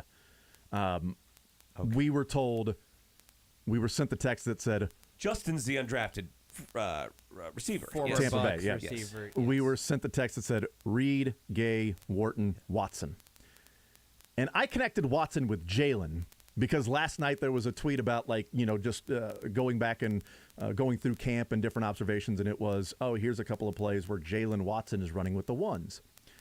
And completely moving past the whole Justin Watson and Dave Tobe talking yesterday about he could be the Marcus Kemp of this team to be the 4-phase guy, and the fact that Patrick Mahomes has talked about Justin Watson a couple of times, that when I heard Watson, I immediately thought, oh, they're going to hear from Willie Gay, Turk Wharton, and Jalen Watson, a defensive day for the Chiefs. No, it's the guy that a lot of people were talking about yesterday, which makes way more sense because if Dave Tobe has his druthers, Justin Watson's going to be a wide receiver on this team and will make the 53-man roster. Justin Watson's going to make the team. Yeah, I'm not sure about Jalen Watson, but I think Justin Watson is going to be on the team because Dave Tobe is going to have a say. And you know that when Justin Watson was asked about special teams and he said, well, anytime you're playing the Chiefs that the special teams are going to be really good. So if you're on the... That's at least the reputation. Whether it happens or not, it's at least the reputation. They still need to find a punt returner because apparently they can't catch the football. So Dave Tobe was saying yesterday that, McCole Hardman, if he's getting more run with the wide receivers, not going to be returning punts. Got to find somebody that can catch the football back there because apparently yesterday was a rough day. But a couple things. We talked about Justin Watson and what he said about the offense and then describing Patrick Mahomes as a teacher. You'll hear it soon, Mick. Okay. You will hear it when you get to work. Leaning on MVS as the guy that he's learning from because MVS lives in Tampa, and so they've got that relationship there already. Willie Gay said his goal is to lead linebackers in interceptions this year. All linebackers? All linebackers. He had an interception today against Patrick Mahomes, and so then he was asked, okay, you intercept Patrick Mahomes, does it give you more confidence than, when you go out? And he's like, yeah, because Mahomes is the best quarterback out there. So if I can intercept him, there's nobody as good as him in the league. So I went and looked since 2010. This is a very doable thing for Willie Gay. He had 2 last year, and he went through 4 specific plays where he said Who he had the dropped- most last year? And the what most was the last number? year 4? was 4, done by 2 players, Logan Wilson and Darius Leonard, was 4. What helps in that regard is a great defensive line, right? To where you're getting pressure on the quarterback. They're checking down, throwing to more of the guys the linebackers are going to cover. And Willie Gay went through 4 different plays specifically where he said, this play, I dropped an interception. There was this game, I dropped an interception there. This play over there, dropped an interception. So he could have had 6 if he caught them all. That typically is not going to happen, but he had 2. I'm sure the guy with 4 dropped some as well. Absolutely. But 2021, the most out of all linebackers was 4. 2020, the most out of all linebackers was 3. And then going back 5, 5, 3, 5, 4, 5, 6, 5, 4, 3. You get to 4 or 5, you're probably leading the league in interceptions for a linebacker. That's a very doable thing, but you're also getting 5 or 6 interceptions in a season, now, too. which is huge. And Willie Gay talked about it. He's like, well, that's what I came out of college as being a coverage linebacker, and I want to get to being the best coverage linebacker in the NFL and have interceptions. I think he absolutely could do it. If he really feels like he dropped 4 interceptions, and now he's going to get way more playing time as, starting every single game and playing all those reps, and he already had 2 last year.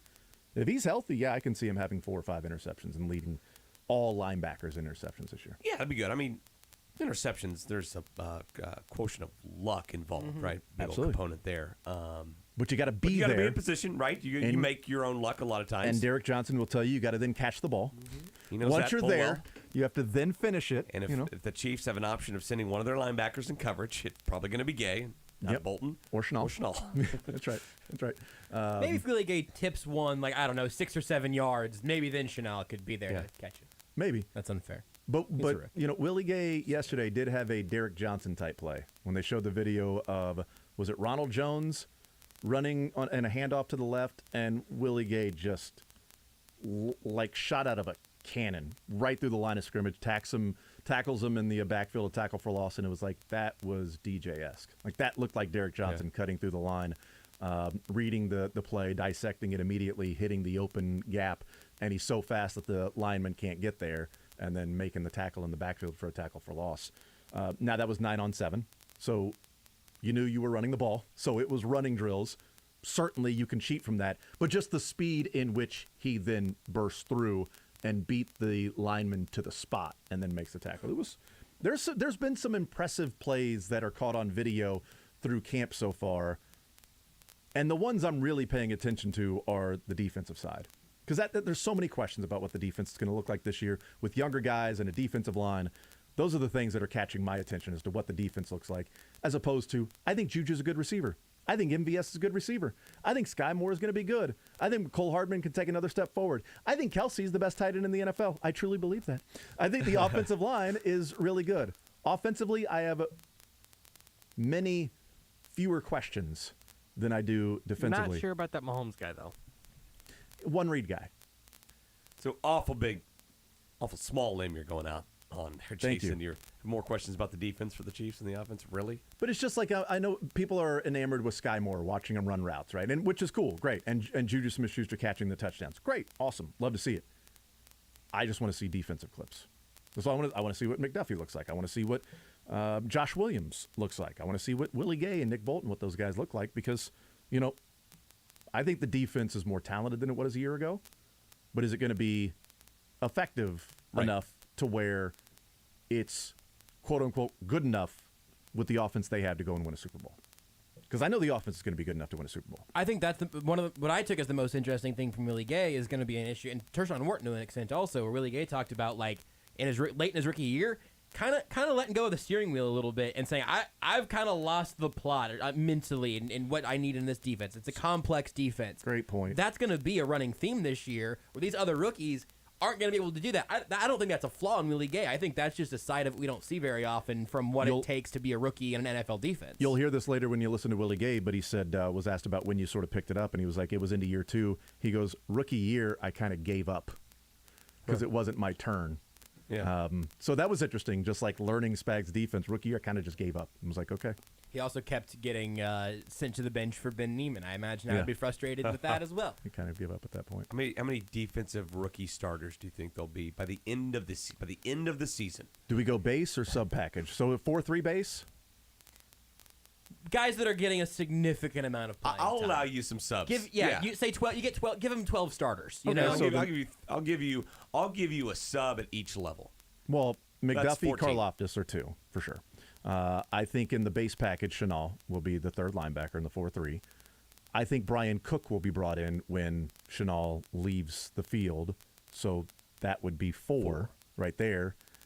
And I think there's a decent chance that Josh Williams, from what we're hearing, could be a guy that's in that rotation as maybe the fourth cornerback. Part so of that that could be is 5. injury too, right? Absolutely. Guys are gonna go down. Right. I mean, there could be 5 that are getting regular rotational reps on a defense. I'm the same place. I think there could be 5 on the field at the same time. I think 4 is Cook, and then Williams could be as well. We could see some reps where there's all 5 on the McDuffie, Williams, Karlaftis, Chanel, and Cook are out on the field at the same time. Yeah. I don't know that Spags has dreams of that. That's probably nightmares for him right now. But there may be times when that happens. We'll take a timeout. We'll come back, wrap up the show. Coming up next with Mick Shaffer.